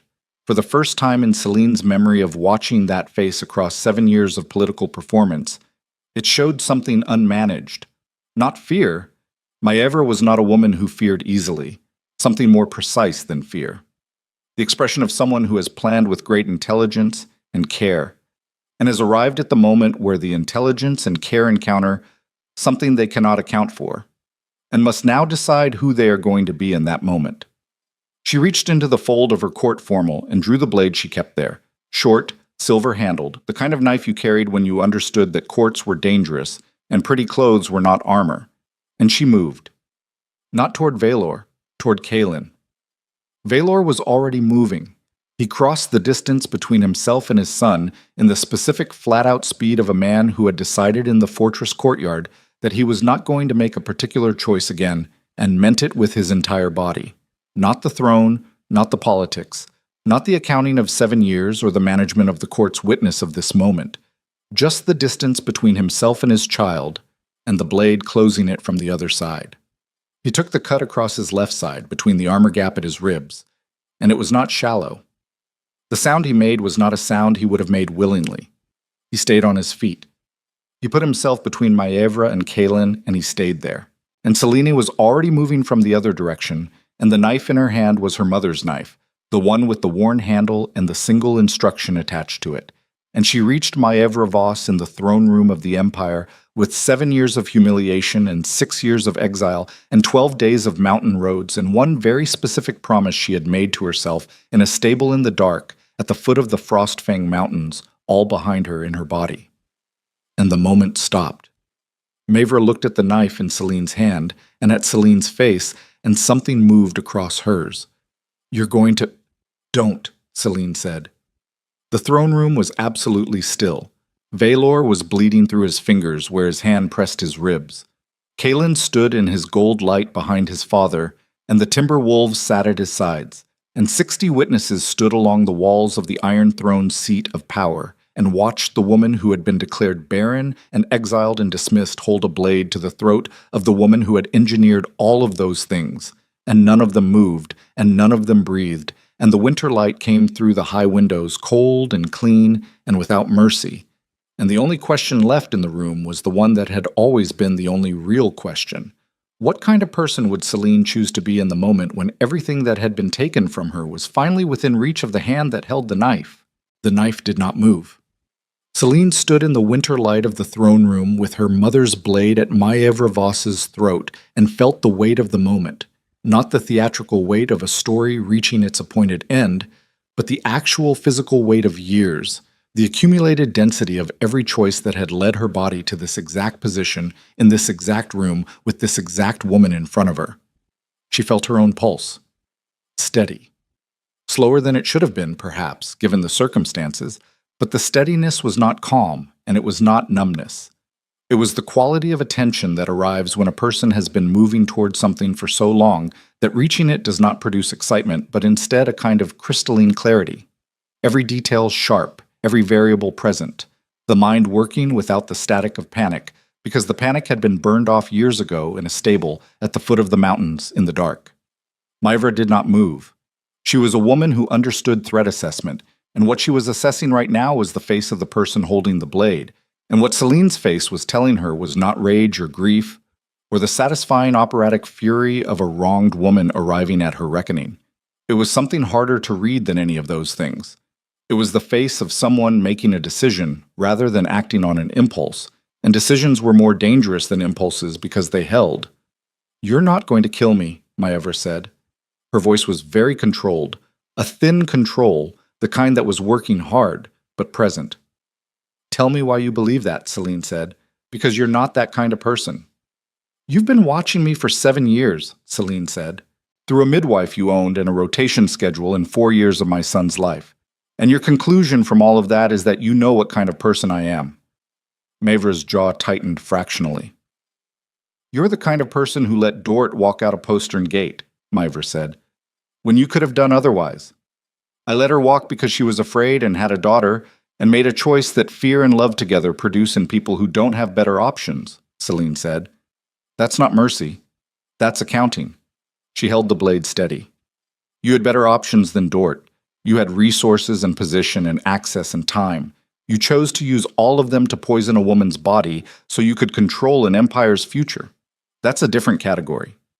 "Yes," Maevra said, flat, without apology. "It is." Celine looked at her.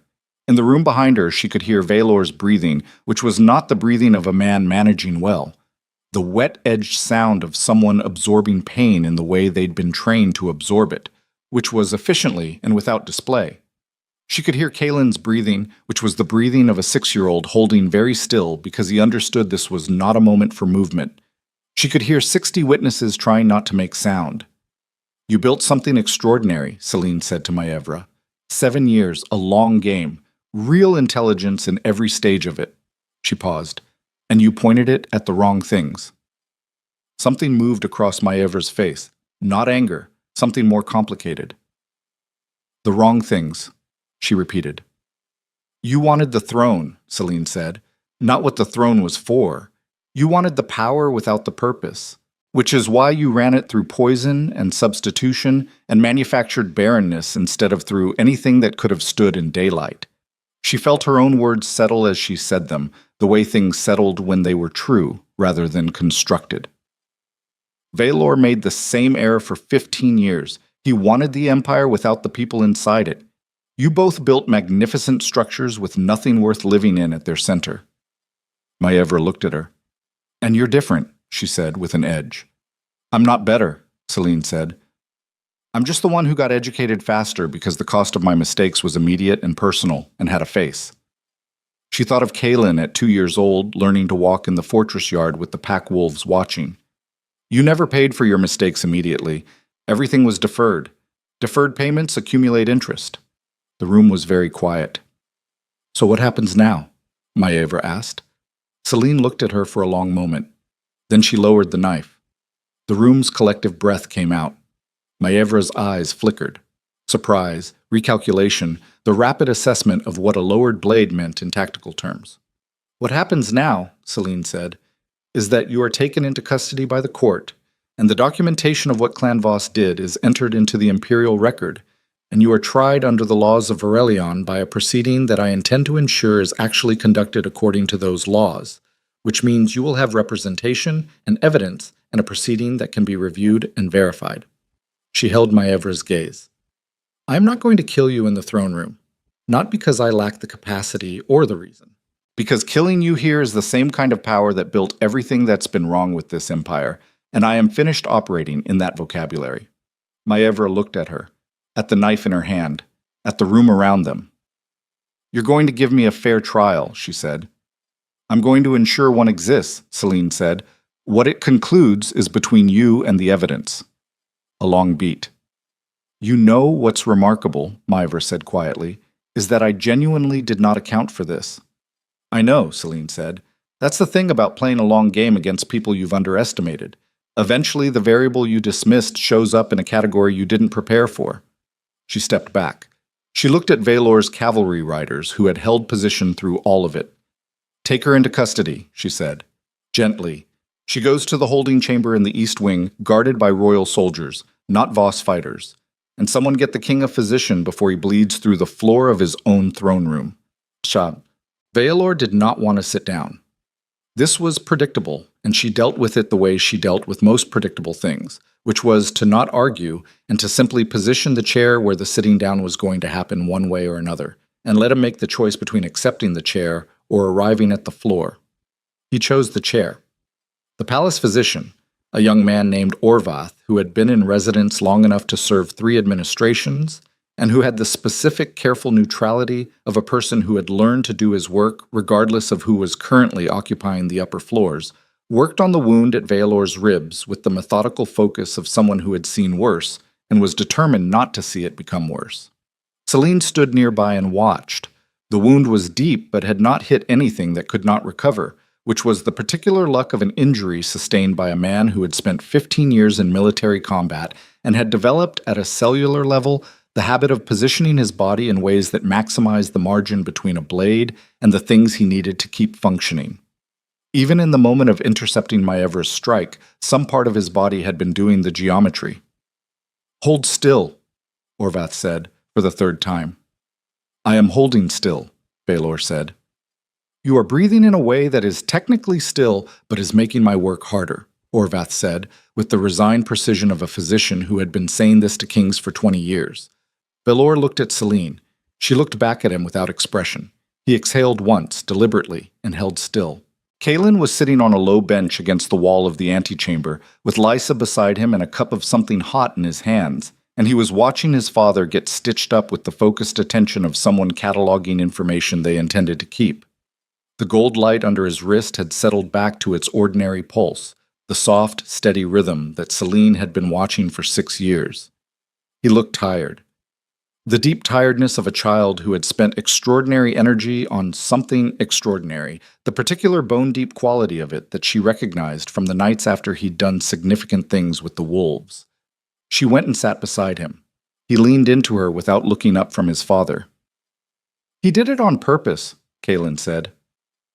"Yes. He knew she was going for me, and he put himself in the way." "Yes." The boy was quiet for a moment, processing. "Before, in the yard at home, you said he was complicated. I remember. Is this part of the complicated?"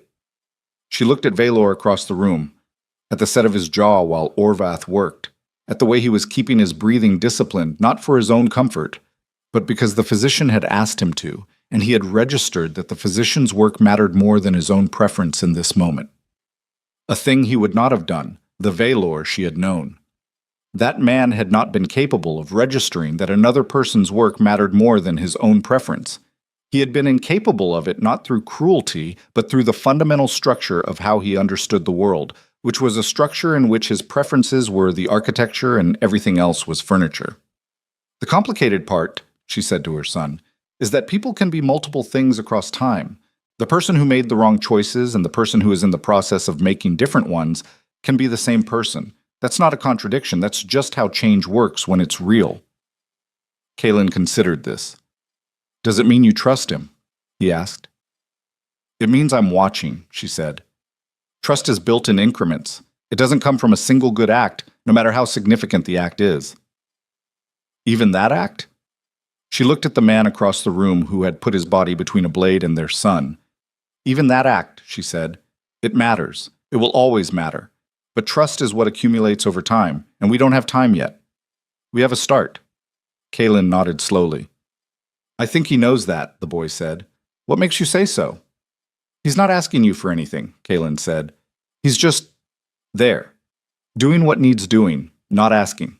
She looked at her son, 6 years old, watching an adult situation with the precise and uncluttered eyes of a child who had grown up in a place where honesty was the primary language and manipulation had been kept out because she had kept it out deliberately, because she had understood from the beginning that the best protection she could give him was a clear map of what people actually were rather than what they performed. He was using that map now. When did you get so perceptive? She said. I've always been perceptive, he said, without pride, as a simple statement of observable fact. You told me to pay attention to what people do, not what they say. I've been doing that. Yes, she said, you have. She put her arm around him, and he settled his head against her shoulder, and they sat together and watched Orvath finish his work on the wound that had been taken on purpose.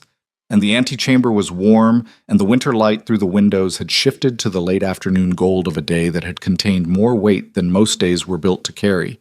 And for a moment, nothing was required of either of them except to be still.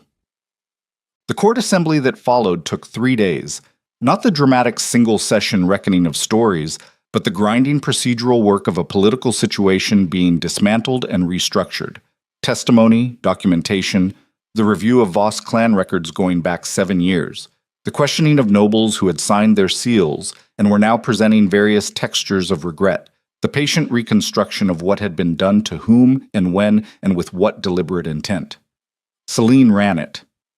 Vaelor signed the authority that enabled it to run and then stepped aside from the daily operation of it, which was either the most significant act of trust he could have demonstrated or a tactical calculation that this particular process would go better under her management, and she suspected it was both and accepted both. She worked 16 hours a day for 3 days, which was the work she had been doing in one form or another for 6 years, and which her body and mind handled with the efficiency of long practice.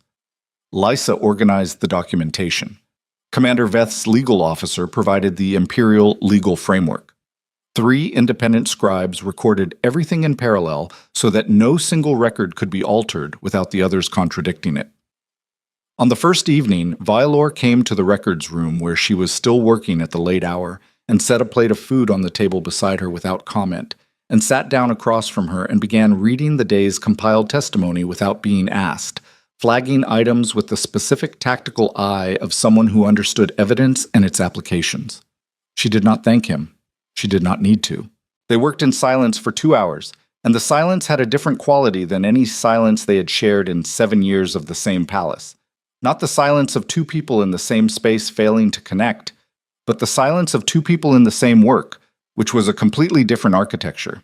On the second day, the surviving Voss clan leadership sent a representative to negotiate terms, and the representative was a cautious man who had clearly been briefed to open with the suggestion that the full weight of accountability might fall more constructively on individuals rather than the whole clan structure. Celine heard him out. Then she explained with great precision and without raising her voice that the documentation in the imperial record detailed coordinated clan-level activity across 7 years, involving clan resources, clan medicine stores, clan military forces, and clan financial infrastructure, and that the distinction between individual and organizational accountability was therefore not one the evidence supported. The representative left. The negotiation resumed the following morning with different terms. On the third day, Maevre's proceeding reached its conclusion. Celine sat in the chair to Vaelor's left through the formal reading, and she listened to the verdict with her hands folded on the table and her face doing nothing that was not required. And when it was over, she stood and walked out of the chamber and went to the east-facing corridor that overlooked the palace gardens, and stood in the cold air coming through the stone archways, and breathed. She had not asked for the death sentence. She had made that position known at the beginning, and she had held it through 3 days of pressure from multiple directions. From Vaelor's remaining court officials, who argued that mercy invited repetition, from Commander Veth, who was more pragmatic than ideological, but had a soldier's understanding of what leaving capable enemies alive produced, from 3 noble houses who had delayed their seal of support for Maevra and now wanted something visible in return for their delayed loyalty. Exile. Permanent. Stripped of clan authority and imperial access and the network she had built. Confined to the Western territories with a garrison that was not punishment but was enforcement. It was not a satisfying verdict in the way that satisfying verdicts were supposed to feel in stories. It was the verdict that Celine could stand behind when she examined it in the cold light of the question she had been asking herself since the stable at the foot of the mountains. What kind of person was she going to choose to be? She had answered it in the throne room with the lowered knife. She did not need to answer it again with something worse. Footsteps in the corridor. She knew the weight of them without turning. "The Western garrison is reliable," Vaelor said, coming to stand beside her. He was moving better than the day before, which meant Orvath's work was holding. "She won't build anything out of it." "She might," Celine said. "She's intelligent." "Yes." "We should watch the Western correspondence carefully for the first several years. I'll assign someone to it." A pause. "Someone we've vetted personally." She looked at the garden below. The winter had stripped the ornamental trees to their bare architectures, and the frozen paths ran between them in the geometric patterns that 3 generations of Dravenheart gardeners had maintained. And somewhere in the middle of the garden, a small figure in a dark coat was moving along one of the paths with 2 enormous pale wolves flanking him, and the boy's silver eyes were turned up to the sky as though he was reading something in it that only he could see. "He loves it out there," she said. "He's been out every morning," Vaelor said, "before anyone else is awake." "He does that at home, too." She paused. "At the fortress." A careful pause from him. "Is it still home?" he asked. She considered the question. "It's where I built something. That doesn't stop being true because something new has started." She watched her son stop in the garden path and crouch down, and one of the timber wolves put its muzzle to his face with a gentleness that the size of the animal should have made impossible. "He'll want to go back, to see Lysa and Ren and the walls and the places he grew up in." "Then we'll go," Vaelor said. She looked at him. "Whenever he wants," Vaelor said. "It doesn't have to be a choice between the 2. She held his gaze for a moment. "That's a very different answer than the one you would have given 8 years ago." "Yes," he said. "It is." "What changed?" He looked out at the garden, at the boy, and the wolves moving along the bare-branched paths. "I spent 15 years being certain," he said. "Certain about what the Empire needed. Certain about what strength looked like. Certain about what you were and were not." He was quiet for a moment, and when he spoke again the words came out without the management that most of his words had, the specific unguarded quality of something said at the end of a long road when the energy for performance has run out. Certainty is a very comfortable place to live. Very easy, very clean, and completely incompatible with anything that's actually alive and changing and worth being near. She looked at him. "I was wrong about you," he said. "Not in the way that can be fixed by knowing the truth. The wrong was in the kind of looking I was doing, not the information I had. Even if no one had poisoned anything, even without Maevra, I was already looking at you as a component of an empire rather than a person inside one." He held her gaze. "I don't know how to undo 7 years. I don't think you can. But I know what I was, and I know that's not what I intend to be.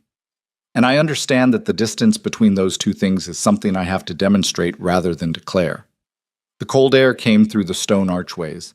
Below, Kalen stood up from his crouch and looked toward the palace, and across the distance and the winter garden his silver eyes found the corridor where they stood, and the boy lifted one hand in the particular wave that meant he had registered their presence and was fine and they should not worry, which was the gesture she had taught him, and which he had turned into his own, and the small, ordinary human gesture of it, the child's uncomplicated hand in the winter air, hit her somewhere between the ribs in a way that had nothing to do with politics or power or any of the machinery of the past weeks.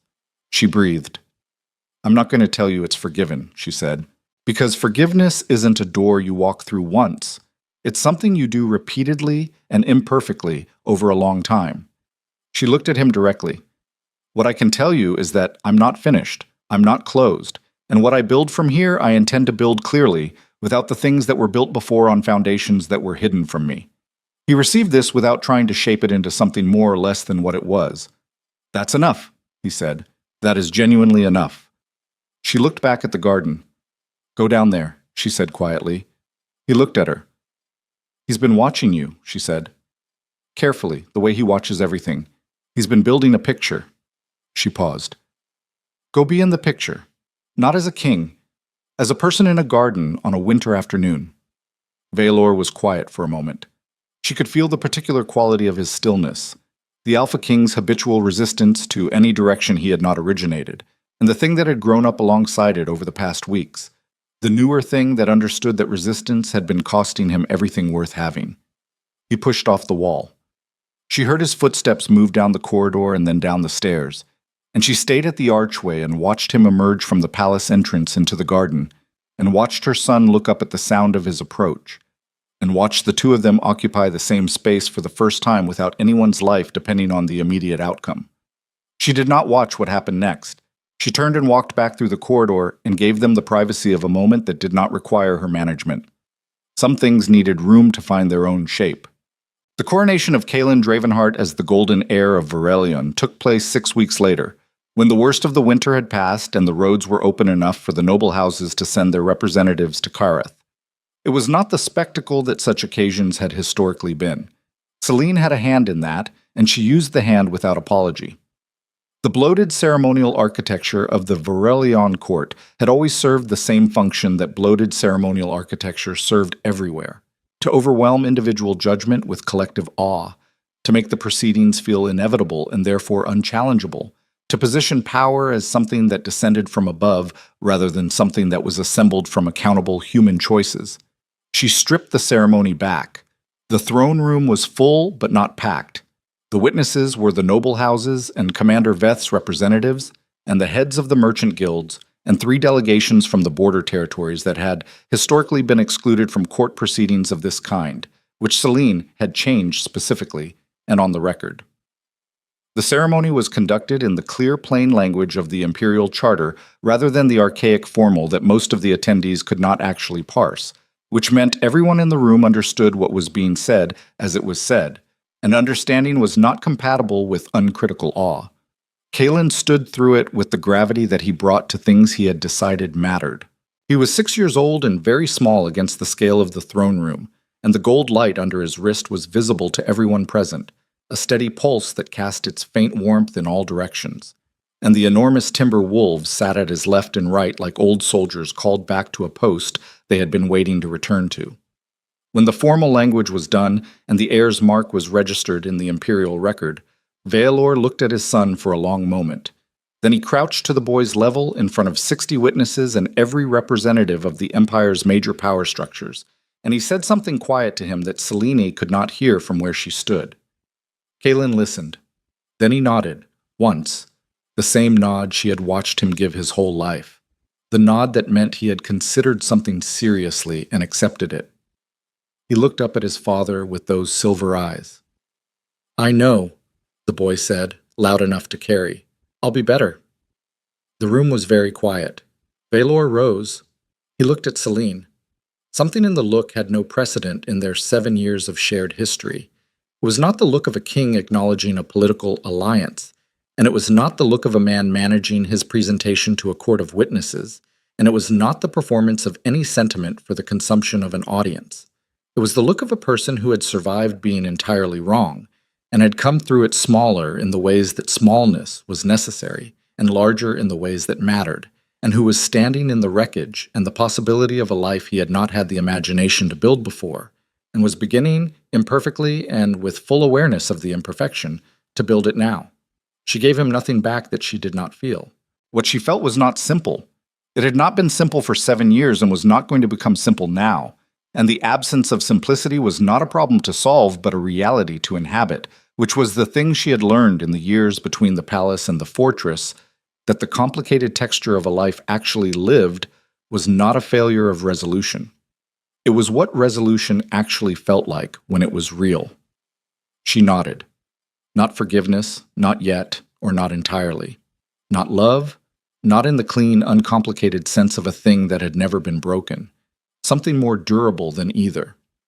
The acknowledgement of a person standing in the same room with another person who had done harm and was trying, visibly, and without guarantee of outcome, not to be the version of themselves that had done it.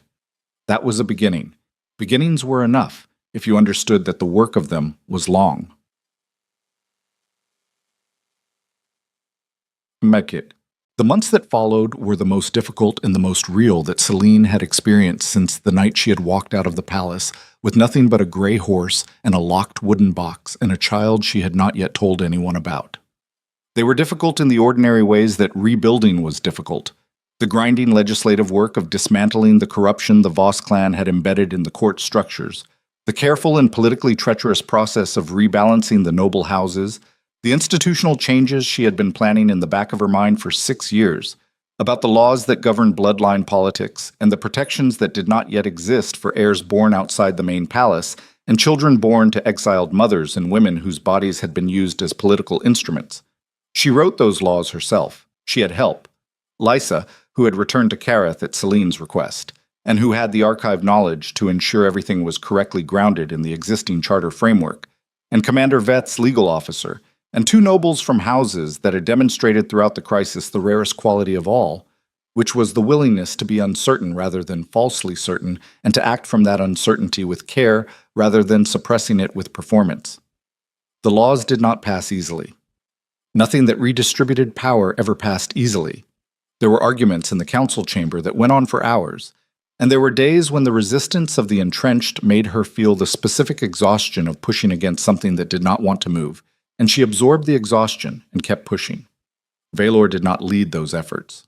He was present in them, and his authority was the structural backing that made certain rooms possible to enter, and he used it when she needed it and stayed out of her way when she didn't, and the calibration of when to do which was something he had gotten wrong twice and right many more times, and he had taken the corrections when they came without making her wrong for offering them. That was the work. Not the dramatic scenes, not the moments that made for good telling. The daily practice of 2 people rebuilding something that had been built wrong the first time, without a template for what the right version looked like because the right version was being invented as they went. Kalen grew. He grew the way the children of hard places grew, with a weight to his presence that had nothing to do with seriousness and everything to do with having been trusted early with real things. He was not a solemn child. He laughed easily and had opinions about everything and could be deeply unreasonable about food and could also, without transition, sit in absolute stillness in the palace garden for an hour, watching something no one else could see. The timber wolves had become a permanent feature of the palace grounds, which the court had found deeply alarming and had eventually accepted as simply the reality of what the golden air was, the way you accepted weather. He asked questions that Celine answered honestly when she could, and said, "I don't know," when she couldn't.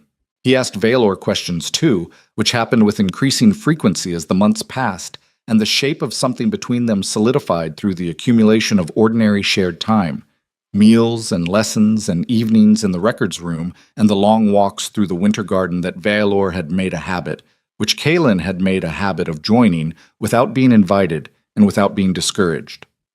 She did not observe these closely. She trusted what her son's silver eyes could assess, and trusted that he would tell her what he concluded in his own time and in his own way.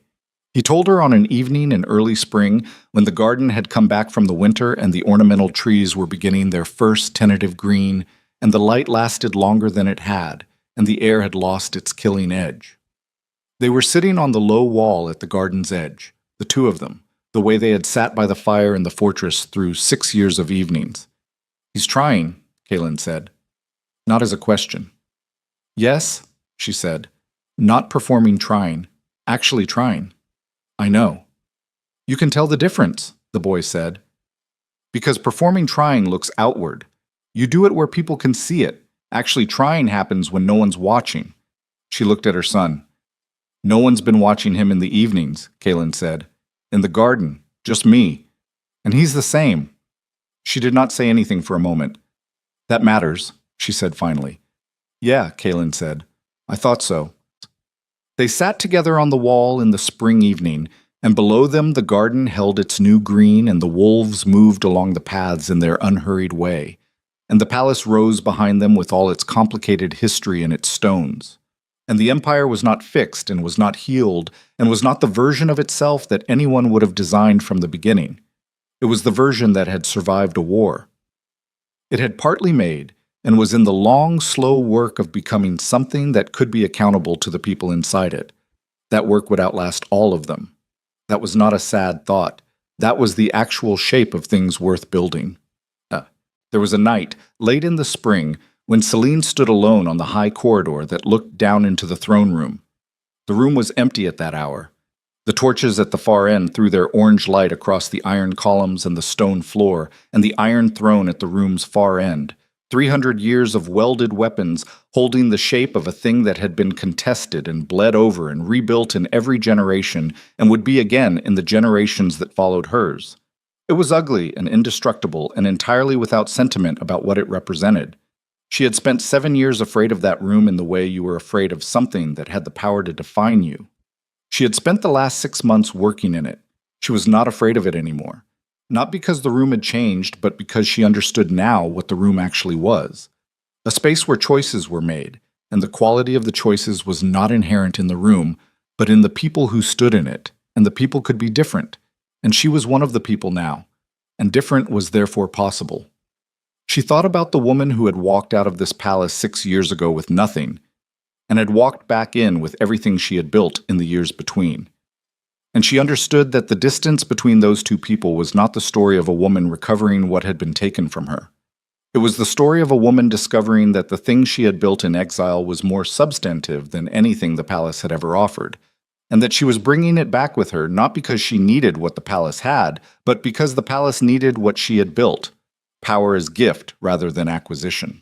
That was the principle she had kept trying to find the language for, through all the legislation and all the council sessions and all the long evenings in the records room, power that pointed outward, toward the people it was supposed to serve rather than inward, toward the person holding it. It was not a revolutionary idea. It was one of the oldest ideas there was, so old that every empire in history had inscribed it somewhere in its founding documents and then systematically failed to practice it because practice was harder than inscription and the failure always accumulated quietly, in small concessions and comfortable blindnesses until the accumulation reached a crisis. Her job, and Valor's job, and eventually Kaylin's job, was to fail at it less than the generations before them had. That was the available ambition. Footsteps in the corridor. She recognized them. Valor came and stood beside her at the rail, looking down into the empty throne room, and she let him be there without adjusting her own position. Orvath says the scar is finished, he said. Good. It pulls when the weather's cold. He looked at the throne room below. I don't mind it. She looked at him. I know that sounds... No, she said. I understand. He looked at her. Some marks are the record of a choice, she said, not a wound. The record of what you decided when you had to decide. Yes, he said. That's it exactly. They stood in the corridor in the spring night, looking down at the room that had held the weight of everything they had put each other through and survived, and were in the slow work of trying to become different on the other side of. And neither of them said anything for a long time, because the silence had become one of the ones that did not require filling. Then he said very quietly, I'm sorry. Not the first time he had said it, not performed. The particular flatness of a truth that had been true for a long time, and was being stated again not for her benefit, but because it was still true, and he intended to keep knowing it. She breathed once. I know, she said. Not yet forgiven, not entirely, or not in the way the word was used when it meant closed and done and filed away. Forgiven in the ongoing sense of a thing you came back to and worked at and held up to the light to see what was actually left of it, because that was how real things were forgiven. not in a single moment, but in the daily decision to keep moving forward without allowing the past's worst version of itself to determine the future's possibilities. She thought of Kalen on the garden wall saying, "He's the same when no one's watching." She thought of the stable in the dark at the foot of the mountains, and her own hand against her stomach, and the promise she had made. She thought of everything that had been built in the space between that promise and this corridor, all the difficult ordinary labor of it, all the things that had cost more than she had expected and produced more than she had planned. She thought of the boy sleeping somewhere in this palace right now, with 2 ancient timber wolves at his door and silver eyes that watched the world with the clear attention of someone who had been given honest tools from the beginning and trusted to use them. "We have work tomorrow," she said. "We do," he agreed. "Then let's not waste the night standing here." She turned from the railing and walked back through the corridor, and he fell into step beside her. Beside, not behind, the way she had required in the throne room doorway, and the way it had stayed since then, the arrangement of people who were figuring out how to move in the same direction without one becoming the shadow of the other. They walked through the palace corridors in the quiet of the spring night, and the torches threw their ordinary light, and somewhere below them in the garden, the wolves moved their slow patrol, and in the east wing a small boy slept with his pulse throwing its gold light against the dark. The empire was not saved. It was in the long hard work of saving itself, which was a different thing, and the work would be imperfect and would stumble and would require correction and would produce people in future generations who forgot what it had cost and would need to be reminded. But tonight the work was done, and the spring was here, and the corridor was quiet, and 2 people who had done genuine damage to each other and genuine damage to themselves were walking through a palace they were trying to make worth living in, and that was not a small thing. That was in fact the only kind of ending worth trusting. Not the triumphant kind, where everything was resolved and the ledger balanced and the future was guaranteed, the living kind, where what you had survived had changed you into someone capable of doing better, and better was all that was on offer, and better was enough. That was enough. That was everything.